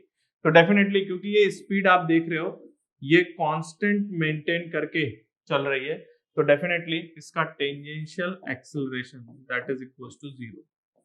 तो इसका मतलब ये जो b है ना उसका यहाँ पर नेट एक्सेलरेशन जो होगा वो नॉर्मल एक्सेलरेशन ही होगा। तो टेंजेंशियल कंपोनेंट ऑफ एक्सेलरेशन 0 है, तो नेट एक्सेलरेशन इसका जो नॉर्मल एक्सेलरेशन आएगा वही इसका नेट एक्सेलरेशन भी बनेगा। अब मुझे इसका अगर नॉर्मल एक्सेलरेशन मिल जाए तो हम इसका नेट एक्सेलरेशन एस्टिमेट कर सकते हैं। तो हमें पता है कि जो नॉर्मल एक्सेलरेशन होता है वो v स्क्वायर बाय रो होता है, where v is the speed and rho is the radius of curvature at this point. जो हमें अभी मालूम नहीं है कि यहाँ का रेडियस ऑफ कर्वेचर कितना है, लेकिन मुझे पता है कि यहाँ पर इसकी स्पीड कितनी है, इसकी स्पीड u है। तो देखिए नॉर्मल एक्सेलरेशन कितना आ रहा है, तो स्पीड तो है u square upon radius of curvature. तो अगर मुझे ये रेडियस ऑफ कर्वेचर मिल जाए तो हमें पता है कि नॉर्मल एक्सेलरेशन आ जाएगा और यही नेट एक्सेलरेशन है और क्वेश्चन में यही आपसे पूछा गया है। तो इस रेडियस ऑफ कर्वेचर को हम कैसे एस्टिमेट करेंगे? तो स्टूडेंट्स ध्यान रखिएगा, रेडियस ऑफ कर्वेचर जो है वो ट्रेजेक्टरी की प्रॉपर्टी होती है। तो इसका मतलब ये हुआ कि ये ट्रेजेक्टरी और ये ट्रेजेक्टरी दोनों सेम है, तो हर पॉइंट पर जो रेडियस ऑफ कर्वेचर है, जो इस ट्रेजेक्टरी के जिस पॉइंट का जो रेडियस ऑफ कर्वेचर होगा, सेम पॉइंट पर यहाँ पे भी रेडियस ऑफ कर्वेचर उतना ही होगा। तो हम टॉप मोस्ट पॉइंट पे बात करते हैं। तो देखिए, ये जो हमारा जो रॉक है वो प्रोजेक्टाइल मोशन करता हुआ जा रहा है, तो अगर हम इसका टॉप मोस्ट पॉइंट पे रेडियस ऑफ कर्वेचर पता कर ले, तो देखिए टॉप मोस्ट पॉइंट पे क्या होगा, आपको पता है प्रोजेक्टाइल मोशन के करस्पॉन्डिंग इसका हॉरिजॉन्टल स्पीड होगी u/√2 और इस मोमेंट पर इसकी जो वर्टिकल डायरेक्शन में स्पीड है वो u/√2 है। तो आपको पता है वर्टिकल मोशन तो g एक्सेलरेशन से होगा और हॉरिजॉन्टल मोशन अनएक्सेलरेटेड है। तो टॉप मोस्ट पॉइंट पर जाने के बाद आपको पता है ना कि वर्टिकल कंपोनेंट ऑफ वेलोसिटी 0 हो जाती है, तो यहाँ पर नेट वेलोसिटी इस डायरेक्शन में है and that is your u/√2 और इसका जो नेट एक्सेलरेशन है इस जगह पर वो g वर्टिकली डाउनवर्ड है और आप देख सकते हो ये वेलोसिटी के परपेंडिकुलर है, तो ये हमारा जो रॉक है उसका नॉर्मल एक्सेलरेशन है। ठीक है, रॉक का नॉर्मल एक्सेलरेशन है वो g है हमारे पास। तो देखिए यहां पर अगर हम नॉर्मल एक्सेलरेशन की बात करें फॉर द रॉक, तो वो इसका speed square divided by radius of curvature के इक्वल होगा। तो यहाँ पर नॉर्मल एक्सेलरेशन है g, that is equal to speed कितना है, स्पीड है रॉक का u/√2 का whole square divided by rho. तो यहाँ से हम रो की वैल्यू एस्टिमेट अगर करेंगे तो ये रो मेरे पास आ रहा है that is u² divided by 2g। ये रेडियस ऑफ कर्वेचर है टॉप मोस्ट पॉइंट पर ट्रेजेक्टरी का। तो जो रेडियस ऑफ कर्वेचर यहाँ है वही रेडियस ऑफ कर्वेचर यहाँ पे भी होगा। तो इस रेडियस ऑफ कर्वेचर को हम यहाँ सब्स्टिट्यूट कर देते हैं और उससे हमें नॉर्मल एक्सेलरेशन मिल जाएगा। तो देखिए मेरे पास नॉर्मल एक्सेलरेशन ऑफ v कितना आएगा, that is your speed square u² divided by rho. Rho की वैल्यू है u² divided by 2g। Hence, the value of acceleration, normal component of acceleration of the b, that is equals to 2g. Okay? जबकि आपने देखा कि इसका tangential acceleration 0 है। Tangential acceleration इसलिए 0 है क्योंकि कांस्टेंट स्पीड से जा रही है। ठीक है, तो हमारे पास नेट एक्सेलरेशन क्या होता है, तो नेट एक्सेलरेशन होता है the value of net acceleration that is equals to tangential component of acceleration plus normal component of acceleration. तो हमें पता है टेंजेंशियल कंपोनेंट ऑफ एक्सेलरेशन 0 है, तो जो नॉर्मल एक्सेलरेशन है वही नेट एक्सेलरेशन हो जाएगा। तो net acceleration equals to normal component of acceleration. तो डेफिनेटली इनके मैग्नीट्यूड भी बराबर है। तो what is the net acceleration having the magnitude that is equal to an and this is your 2g। g की वैल्यू आप सब्स्टिट्यूट कर दीजिए। ओके स्टूडेंट, तो इस वीडियो के हमारे 5 क्वेश्चंस कंप्लीट होते हैं। So thank you for watching.